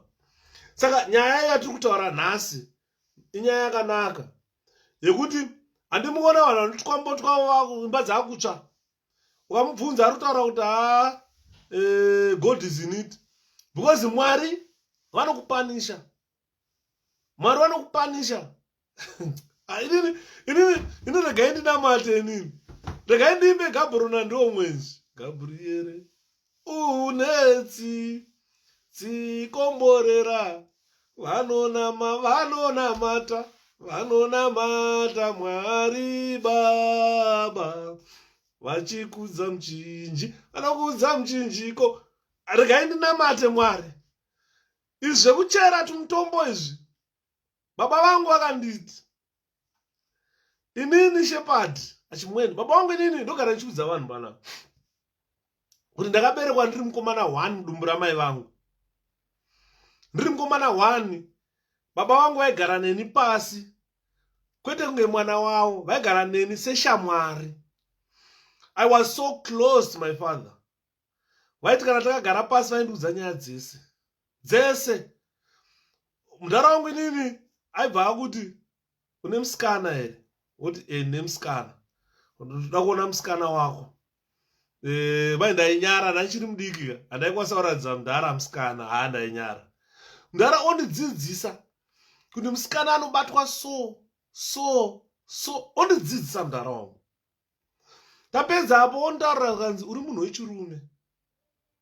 Vakadzi vanoona vanobatsirwa nekuenda kumazuva, asi iwewe murume haukwanisi kuenda kumazuva. Ndosoka uchiona murume achiti akarohwa same disease, ukabatwa same disease nemukadzi, mukadzi kashoma kufa anokasira kupora, murume anorova pasi. Saka baba vangu vaindidzisa vakati izvozvo zvino kuno mwari runonzi guchu. Mudhara wangu aigadzira amenda aizviona kupi mudhara yangonochera omikisa so zvinovava, osvika odira mvura zvombofuso omboti apedza okupa kuti uri munhu wechirume iwewe, rova. Iwe shepherd, rova. Mudhara wangu aindita kunge munin'ina wake. Hapana chaakasiya asina kundidzidzisa kukurarama. Akanditi madays anga akufa. Pakafa baba wangu 2005, ndogore randakanobvisa pfuma kwatezvara vangu kuti ndauya kuzoroora mwana wangu. Mudhara ndakaenda nababa vangu, ndakaenda nababa vangu musame bhazi nemuroora wavo neni negrosari redu kuenda kunoroora. Tasvika kwataenda kunoroora, tiri mubhazi tichienda, mudhara wangu aifamba achindiudza zvakawanda. Akanditi ndofunga dzakuziva kuti dzakunofa, ndogore rakabva afa baba vangu. Vainditi zvikanzi uri kuona shepherd, musha mandakakurira inini mandakazvarwa, musha medu mune n'anga dzinotyisa. Mune vanhu vekuti kana kuitira mushonga panapa mangwara azha unonyangadika. Baba vangu ainditaura zvikanzi sekuru vavo vaive musoja. Sekuru vavo baba vangu vari musoja. Saka hanzi sekuru vangu inini baba vavo sekuru vavo hanzi vaiti vakasimudza chiguno kudai havo vaone. Anenge akamira pakasimudza chiguno kudai haumuoni. Hanzi kana akaenda pabhodhi akada kupinda kuti vanhu vasamuona aingodai chiguno chake kudai, otokrosa otoenda haumuoni. Hanzi kana akasvika panapa akatoti vanhu vasamuone, zvichida kufamba hanzi aingodai chiguno chete, dzotoshayika dzotorova pasi haudzioni sekuru dzangu idzodzo. Zvikanzi nababa zvikanzi dzaita mashiripiti mudhara iyeye. Zvikanzi but inini ndakaramba kubata mushonga. Baba vangu aindaura zvikanzi upenyu hwangu handina kubata mushonga, nekuti zvine mhiko, ukazvitadza musha unotsva, vana vanopera, dzinza ropera kuti saka muri kuona zvikuitika kwachina masa uku imhiko dzavakabata madhara aya, dzavakakanganisira, musha unopera kuti mfi handi muri kunzwa. Saka ndosaka muchiona achiti kana akauya kuzotaura nyaya yekunzi vachamisa vada kuurawa, MDC azoita sei, haana the truth that comes from his mouth. So sometimes God will punish you for what you say. Kana uchitaura ivane kuziva kuti zvandichataura panapa mumwe munhu achazvitora sei, mumwe munhu achaita sei, achazvigachira sei zvandiri kutaura pano. Ndiri kutaura zvinhu zvekuti a human being here, or I'm talking like a goblin. Chinamasa does not speak like a human being. He just speaks like a goblin. And Mona. Because everything he says, he gives people threats of violence. He preaches violence. Ukamdaza age yake akuma 74 years, 74, 75. A 75-year-old goblin, a 75-year-old fool, always preaching violence. In his life, he has never seen Zimbabweans in peace. He has always encouraged Zimbabweans to fight. And more. So, God will humiliate you. God will put you in your rightful position. If you see where Chinamasa is now, his house bent down because of a goblin. God has reduced him to size. And wana panotsva moto, panotsva zvinhu zvakawanda, panoparara zvinhu zvakawanda. Moto, a fire scene is not an easy scene to investigate. Ndozvamunofanira kuziva. From a forensic point of view, investigating fire is only knowing what was in there, what could have caused the fire.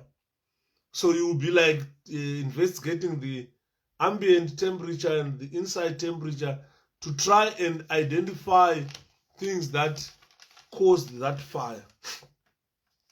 And in the morning. Saka problem inozoitika ndeyekuti in social media, a lot of specialists are there. Vana Benson matinyararire vese vandozvitawo ma-experts papa. Tichanzwa kutaura nenyaya yekutsva kwemba yani yaChinamasa. But I assure you, God has punished him. Zvachinamasa nezvemushonga anopfeka zvinhu zvakadhakwa zvembero. So, ladies and gentlemen, let me take this opportunity to revert back to our car before I finish. I thought I was going to have Ostalos today. The problem, they would probably, these guys haven't confirmed my friendship request.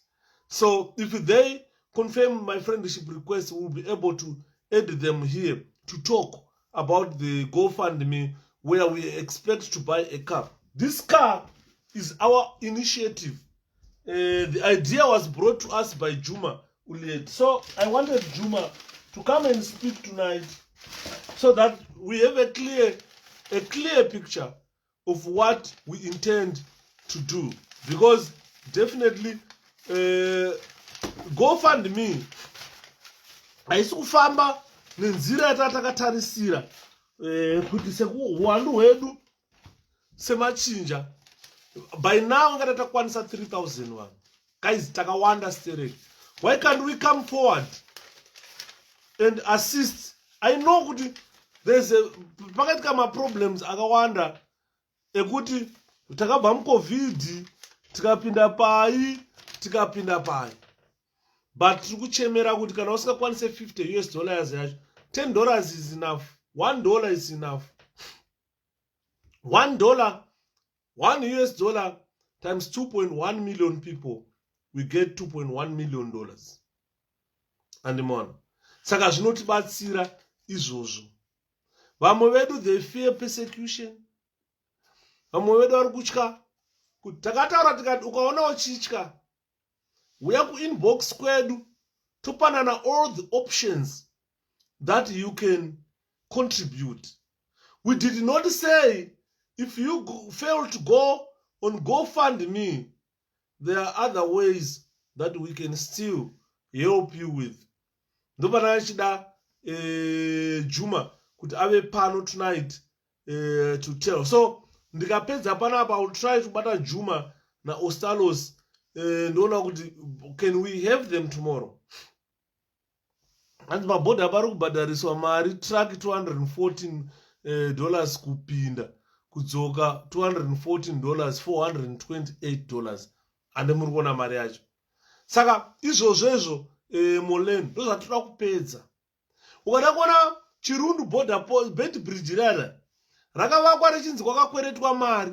Ukaona mari iri kutaurwa iyi iri kubhadhariswa every truck is to try and raise 300 million to pay munhu akabhadhara mari kuti pavakwe paya. Andi muri kuona. Saka hanzi ko vari South Africa todii. Regai ndidzokerere mukomatawo. Vari kuSouth Africa patakataura as a fundraising committee. Fundraising committee yedu haisi MDC. Ikomiti yenyu vanhu imimi. Muri kunzwa here?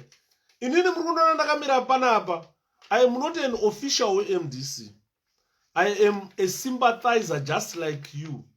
I have got no position in the party. I am a mere sympathizer just like you. Saka takaita our initiative sema sympathizers kuti tikuona kuti vachamisas life is in danger. The government is using food kuridzira motikari dzavachamisa. Vari kutema nematombo. As Yuda inyaya yetrust chete, mota iyi inopinda sei muZimbabwe. Inotogwa 𝗭𝗵𝗶 todini. Thanks. Right. No question. That is the question that I was waiting Gogoanata from people. And we have got an answer to that question. Juma will be here. Let me force him. Kuti mangwana ndive naye panapa. Because mangwana ndichatomboita traveling. But pandodzoka, I want to make sure Juma will be here. Because that issue Zimra, yekuti vakaimpounda motikari yavatsvangirai a bulletproof BMW X5 yakanga yadoneterwa vatsvangirai vakaitora vanhu veZimra. Pane mistakes which were made during that time. And now we have got experts and lawyers vanhu vakaita revisit zvese zvakaitika mistakes akaitwa. So those mistakes have now been corrected. Zimra is not going to impound that car. Aisukwanisa. And that car ichanyatsopinda kana taitenga chero kwataitenga whether South Africa whether kupi kwataitenga inopinda zviri smooth that car. Aisina ine Zimra kuti vanogona kuitora. They are not going to impound it as they did to President Tsvangirai's car. Andimona. Saka mimi don't worry about my logistics, about everything. That has been sorted by now. And this is the answer that I can give you. That don't worry about that. That has been sorted. And Zimra cannot impound it. And it means, Saka, don't worry about that. What we need to be worried about at the moment is the number of people who are contributing. Let's make sure kuti waudzawo nyevera ari padhuze newe kuti shamwari wabvisawo here $10 yako. Hanzi idhi anoitora mota iya masikati machena aitorwe. Don't worry gogo, aitorwe. We have got everything sorted now. Saka hakuna kwaizofa yakatorwa. Musatya zvenyu, musatombotya kana zvakasotwa zvakatopera zviya. Aitorwe. Andimona, everything has been done. Saka chavakudiwa chete is to make sure that we raise enough money. We want people to contribute. And it's a secret logistics sorted. They want to counter our plan, definitely, at the Anna. But we have done, everything has been done. Everything is in place. Kana ichipinda inopinda zviri smooth. Musatombotya. Muchatozona president vakusimira pamusoro payo vachiti chinjaiwe baitirako ezvoko. Handiti maona. Saka musanyanyorohwa neana. Musatya. Logistics, security, and everything has been sorted. Saka chasara chete kuti isusu vanhu timhanye nehomwe yedu titenge motikari. Saka musavhunduka, musatya. That will never happen. He is not going to impound it. Believe me. Handiti maona. Saka ngati uyeitese. Ngati uyeitese. Also, patiri kuunganidza mari yemotikari. Hanzi mufana wamudhara. Mudhara yenza muri sei mungomongo. Patiri kuunganidza mari yemotikari. Tisakanganwa. kuti tine macampaigns ari kuitwa napresident. Inini ndiri kufunga kana kuti ndiri kuti whilst we are looking for money to buy a car as citizens, because this car is not being bought by MDC. Haisi kutengwa neMDC motikari iyi. Iri kutengwa nema-citizens eZimbabwe. Tikati ma-citizens eZimbabwe, tikuincluda vari muZANU, tikuincluda vari muMDC, tikuincluda ma-neutrals, nevamwe vari kunana zipi nanani. Ndimi vanhu vatiri kuincluda pamotikari iyoyo. As I've mentioned earlier on, one ZANU-PF guy contributed $1,200. A ZANU-PF guy. Also, muchinja, wokundwa ere nemunhu weZANU. Abvisa $1,200. Akandisendera receipt rwacho kanzi mukoma Yuda. Ndakanda yangu 1,300 mwana wamai. Kana machinja kutonga nyika iyi, musazongotisa mubracket rimwe chete kuti mazano aya vamwe hatichadi zviri kuitika. But tiri vanhu vemo, tiri ma-insiders. Hatikwanise kubuda pachena, ZANU inouraya. Ndikati no problem mwana wamai, tachengeta zvamaita. Kana nyika yazosununguka, tichazokuudzai vanhu vandavanani.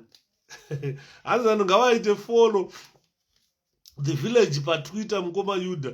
Like now, vatori paspace, you can ask a lot of questions. Umowana mhinduro. Thank you mukoma Ray.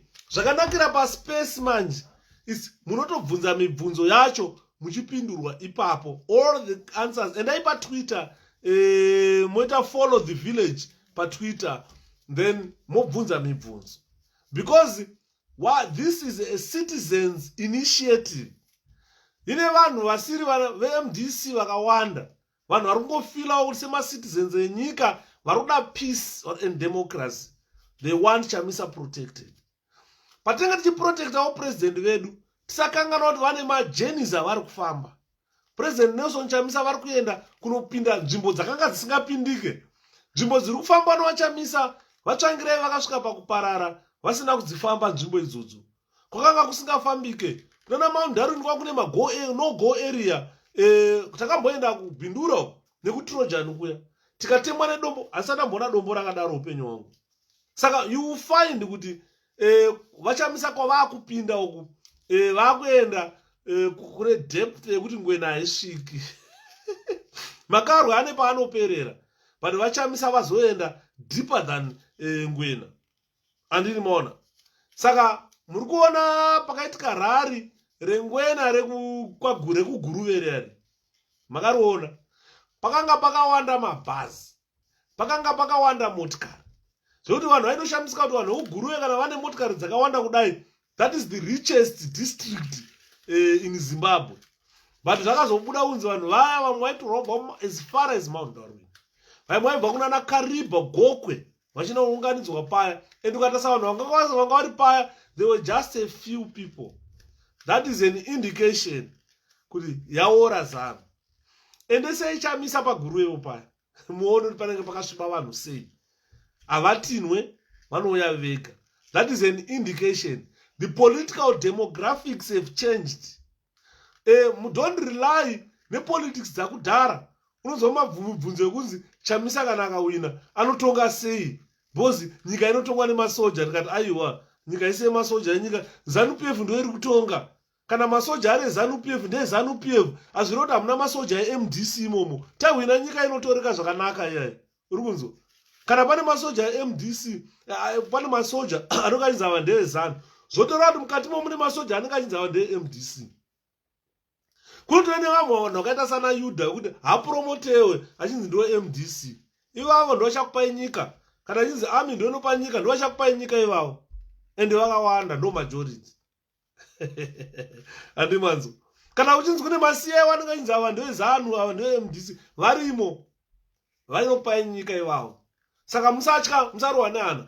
Nozwa vanhu vaiti Chamisa akawina atonge ndikati akataura izvozvo ndiani. General anenge ari kumusoro ari kuofisari 1. Pasi apa ndo pane maprivate. Ndo vanenge vane pfuti. General haana chanacho. Saka musarohwa neana, musatya. Andinoona 2023 I assure you, we will roam to victory. And that is independence coming to Zimbabwe. President Nelson Chamisa has gone deep, where crocodile cannot swim. And more. Musachka, you're on the right direction. Motikari iyo yatikutenga is our initiative as citizens. Saka, kupati kwedu, vari kupati kwedu, let's contribute. Mari dzekuti president wada kufamba, zvakawanda zvoda kuitwa. Saka izvozvo zvimari ngadziende. Asi yekukuku, musarega kuisa gofandu. Taita 1 point of collection, 1 point of collection. No 2 ways of collecting. Ukaona watotadzisisa kuti watotadzisa kuisa pa GoFundMe, unoya ku inbox totaura. Then we find a way yekuti mari iyo iende GoFundMe. Mwana kona kuti ma details zangu zvazodi. Tinokudirector kuti isa mari pakati yobva yaenda ku GoFundMe.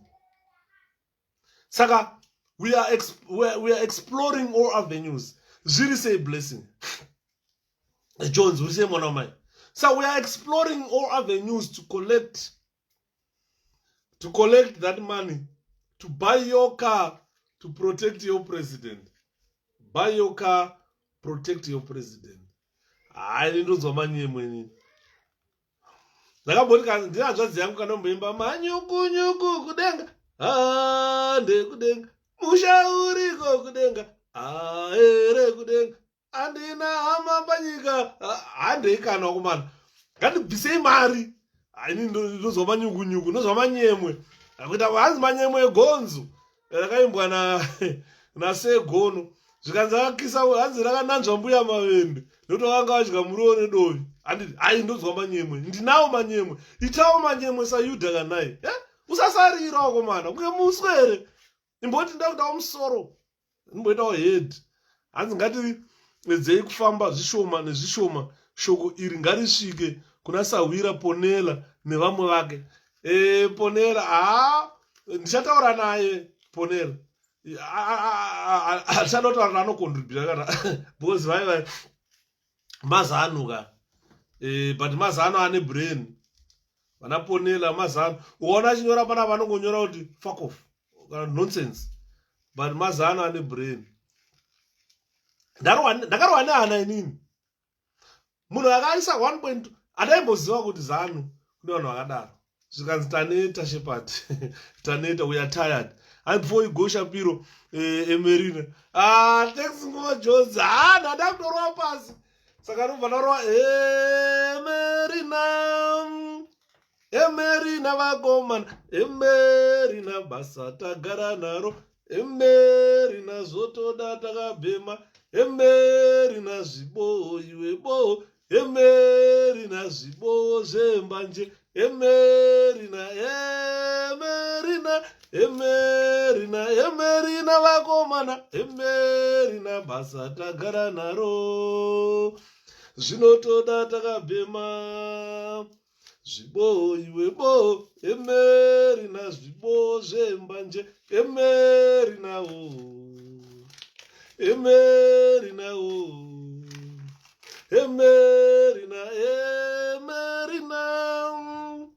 𝗵𝗵𝗀 vakomana. Basa tagara naro. Zvinotoda takabhema. Zvibo iwe bo. Zvibo zvembanje. Mwari vakaita zvakanaka. Dai ndakadzirova mbanje. Ndofunga kuti ndakuberekwa ndakadhakwa kudhara. Ndakangozvarwa ndiri dhakwazi. Dai ndakadziti chai. Mbana wangu ari pano Roni Dali anoziva. Mudhara akaberekwa akatohuswa kudhara. Dai ndaibhema mbanje nini. Zana and guta. That's a nice song. Thanks 𝗵𝗵𝗀. Ndaibhema mbanje. Zana and guta. Guta nazvokutamba zve but Mwari amende vakandinzvengesawo sei. Ndokuzoona vachizi mbanje. Akati aiwa komana wana zvibo iwe bo. 𝗵𝗵𝗀 zvibo zvembanje. 𝗵𝗵𝗀 basa tagara naro. Zvinotoda wakabhema. Zvibo. Ndakanganwa komana.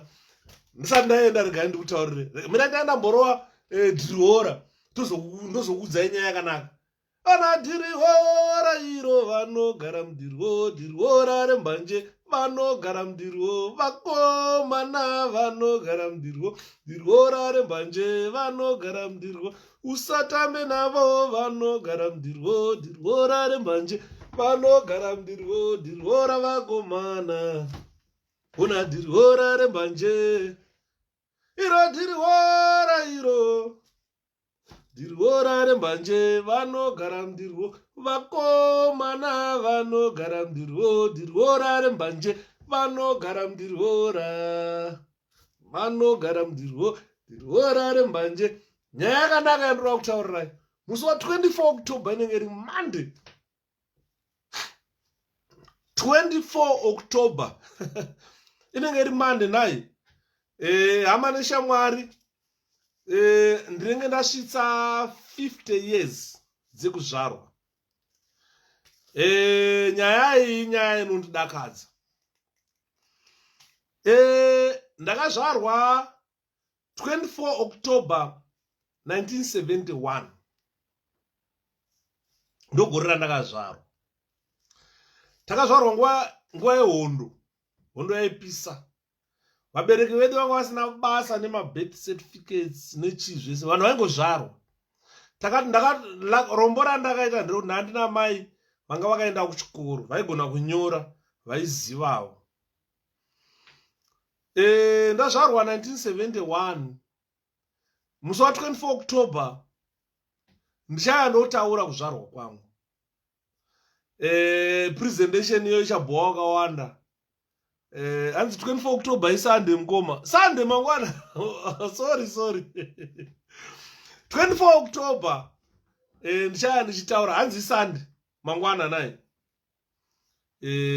handisi kuziva kuti chokwadi Professor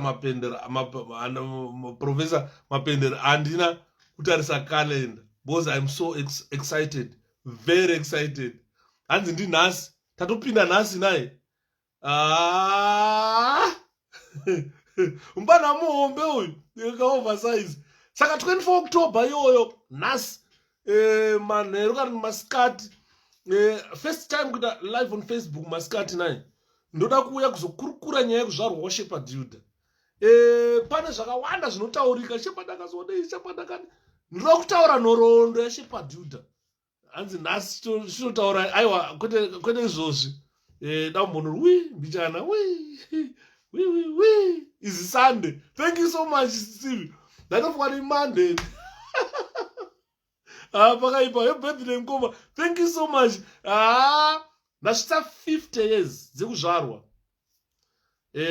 kana ndikabvisa heti chinoratidza musoro screen yangu hairatidze ndakanzi nevana vangu nezuro Manchester United versus Liverpool. That is my birthday present. Manchester is my birthday present.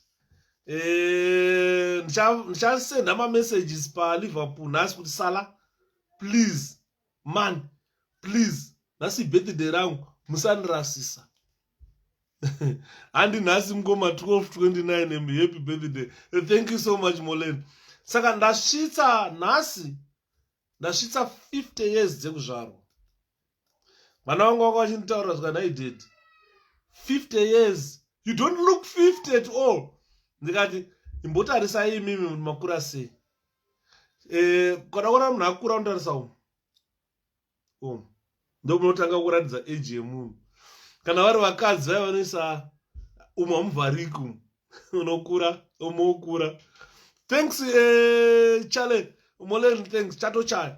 Saka 50 years dzekuzvarwa. Ndakazvarwa musi wa 24 October 1971 ndopandakazvarwa. Saka hondo yakarwiwa tatisina mabirth certificates. Pandakatanga kuenda kuchikoro 1978 ndakaenda kunonzi kwaChitemere primary school kunotoni kumaruzevha ndokwandakatanga kuenda kuprimary school. Ndiri paChitemere primary school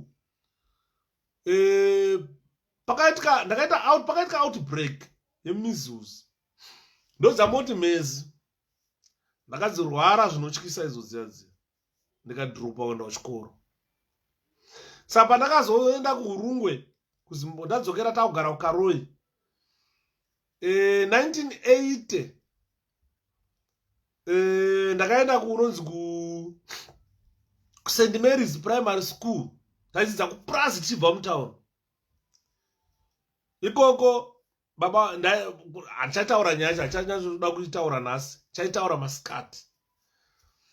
Ipapo ndakabva tarega chikoro takutsvagirwa nzvimbo mulocation tikashaya nzvimbo zvichinzi vana ava vakurisa. 1980 ndandane 9 years. Ndakurisa handichakwanisi kutanga grade 1. Ndikati kuna naMoms ko madima ndisakana grade 2 grade 3 yacho. Zvikanzi hazviite toda kuti udzidze. Saka vakabva baba vangu vaive neshamwari yaishanda kwaMudzviti. Zvikanzi uya tikutorese mabirth certificate evana. Zvachichinjai vana ava makore kuti vatange chikoro grade 1, chinjai makore vana ava. Mai vangu nobva vangoti dai vakangoti 24 October 1973 ka zvaigoita wait. Amai vakabva vati 3 August 1973. Saka ndosaka muchiona ndichicelebrate 3 August 1973. That is not my actual date of birth. My actual date of birth is 24 October 1971. Saka ndasvika 50 years. Ndine munyama. Ndakaenda paFacebook. Ndobva ndakumbira kamari kekuti nditenge birthday cake. Saka ndakaisa 200 pounds. Dead. Kana akanipa kana senda hakuna. Kana. Ndakati regai ndinyimwe rengi kuprison. Ndozvaindinyimisa rengi izvozvo. Ndomunyama wacho. Vamwe vanhu vakaita kurusa mabirthday wishes avo. Vakaisa kana 150 pounds. Kana $150 akambotori kana zuva. Kunongwe munhu wabva tongokanda. But inini uzani ndakaisa 200 pounds. Ndada kutenga keke. Handina kupuwa kana sendi kana nani. Kana sendi. Ndachizotarisa nhasi ndikafanira kuseka. Hapana kana sendi ripo kana peni kana 1. Pane 00. Ndobva patoine 3 weeks ndaisa request ye fundraising ye birthday party. Saka ndakaona hapana kana 1 akambondirangarira kana. Madhamu wanga achiseka zvikanzi wazviona kuti vanhu havakudeka. Ndikati ndoziva kuti vanhu havandifarire zvangu, but hapana zvandingaite bhozi ndirichisikwa chamwari. Ndakatosikwa panyika ndakatouya. Kana vanhu vakandivenga hazvichachinji. Changosara kufa vanongozoya vachingozoviga chete. Zvikanzi Shepherd hauna kana. Mukwasha wangu akazonda kuzikanzi nai baba hamuna kana shamwari kana 1 yakuisirai kana $1 zvaro. Ndikati iwe vanhu ava andoona, but hazvina basa chero tichirarama naye. Ndoziva ndine vavengi vakawanda kupfuura hama neshamwari dzinondifarira. Because izvozvo ndakatanga ndichita dhigiri rangu renursing. Hatiri kumboita zvemota. Ndazviona kuti vanhu vanoda kumboita zvemota. Ndakatanga zvemota zvisati zvatanga tare. Ndobva ndakumbira vanhu ndikati ndibatsirewo ndoda kuenda kuCambodia kunoita placement. Because kuchikoro vaiti munozvi sponsor mega. Vamwe vangu vekuchikoro varungu varungu vakabatana. Maclassmates angu kuchikoro vakangoenda paGoFundMe vamwe. Ndakazwa vakutaura kuti yangu yakwana. Ndakutoenda kwakati yangu yakwana. Vakandiseka zvika Shepherd, can we see your GoFundMe? Ndobva ndavaratidza. Paive nechiko, paive ne 200 something yakanga yaiswa ipapo. Pa 200 something yakaiswa ipapo, 100 pounds yakabva kune munhu 1. Handirege kumutaura because iroro igamba. Barista vanonzi 𝗭𝗵𝗶. Vandakataurira vanhu vekuZimbabwe. Ndikati munomutina vanhu vekuZimbabwe vazhinji vari maasylum seekers. Vari kunzi tsvagai malawyers ekuti akumirire pamaclaims enyu. Vanhu ivavo vanoona vachinotsvaga mamaloya ekuti unoseka kuti woman igoita rawarubura iri. Ndikavati endai panonzi inonzi chiyai toshandisai maprofessionals yai. Ndikati ukaenda ipapo enda unotaipa zita rekuti 𝗭𝗵𝗶. rinobuda zita iroro. Rikabuda, read the profile. Kana uchida barrister anokumirira pa-immigration matters, engage chengetai mupani. Wapedza, ko chimwe chinozokunetsa chii? Upachenge ukuitira basa. Mapepa ako ouya ogara munyika oshandira mhuri yako. Andimona. Ndogara ndichitaurira vanhu kuti ndiye barrister anogona kurepresent. Zvoti paunobuda mukoti kana kuti uchibuda nemuhome office meunoona kuti panapa ndamirirwa nemunhu anoziva zvaanoita. Chenge is one macases mamwe ekuti nanhasoka pakaipa. Atete fei ndakanaka mwana wamai zviri kuita sei? Handiti muri kuona. Saka ndirangarireyo mambo. Mbonera madhamu aseka zvikanzi tione mbona muratidza kana hapana kana 1 aisa kana 1 p chai 1 kuti Shepherd 5p iyo birthday. Zikasaka keke uchaita seni kana zvina basa. Ngatitenge mufarinya. Sanjamuka kuseni tonotenga hupfu hwemufarinya hoya. Undibikira sadza remufarinya. Ndo zvekumusha kwedu izvozviya.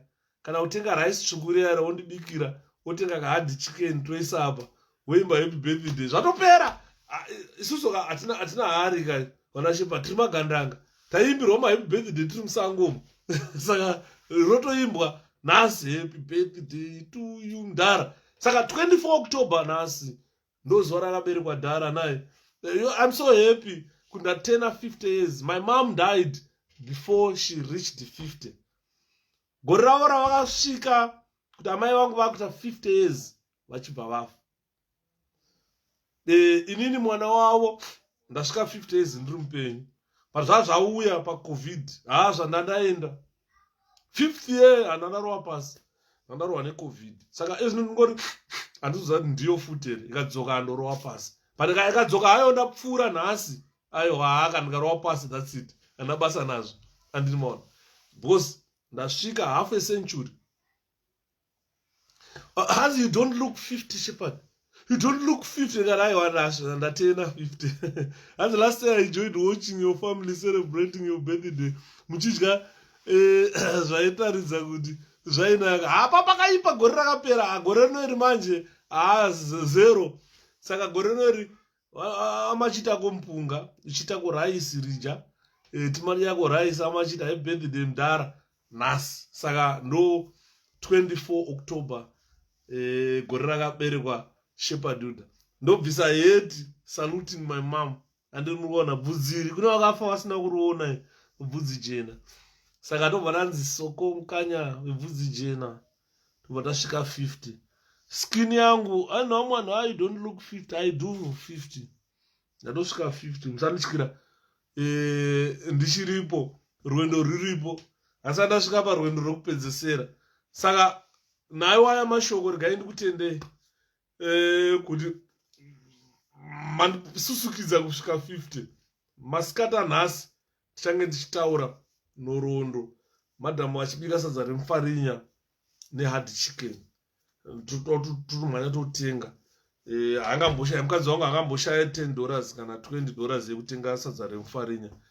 Totorla nhasi. But go fund me. Let me remind you guys, we need that car. We need to protect our icon. We need to protect our president. We need the car. We need the vehicle. Sakandati nini maneraga naga. Good night. Kwakuseni. We cannot say good night. But kwakuseni. Morara zvakanaka vakunorara. Enda kunogeza ndorara. Hanzi pa 50 years munenge muchiripo kulezi. Mukanya taura kucharo. Aiwa ndiripo. Ndiripo. Ndiripo. Dai pasina mazino kuti akabhogorwa nevavengi nezhewe dzakatorodorwa nevavengi idzi. Kana ndiri fit and strong. Kana ndiri fit and strong. But pakazopinda Satan.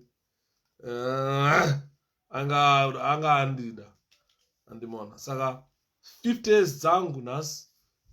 Half a century ndarowa. Kwasara kuenda mberi. Tizoona tukunangepi. Good night. Mosara zvakanaka. Tozosangana masikati. Masikati, there is no much I'm going to talk about. I'm going to talk about my birthday. And the man is much talking about my birthday, 50s. Ndrukunzwa manyuku kudenga. Ndekudenga. Mushauriko kudenga. Ere kudenga. Andina mabanyika. Ama yangu ndi Jesu. Zvakakwana. Saka toti good night hanzi vamwe vachiri kuti mandu sechikiti chine mabayo. Ndo zvinoshamisa manje mkomasi. Utange munhu achasvakuka duzvi uku. Mandu 42 years of independence. Munhu achikutaura mhando. Nyika yeZimbabwe yakasununguka 1979. Ndine 8 years dzekuzvarwa. Ndiri kamfana. Chingonzwa mandu 42 years. Turikuimbirwa song wemhando. Ngatimukei maZimbabweans, let's wake up. Ngatimukei. Uri kuimbirwa politics dza 1979. Mamberere pasine mandu. Yo ngoti pasi. Ngatimbovabvunzai kuti mhando yacho iri kupi. Yamakangobvira pasine mhando. Iri kupi mhando.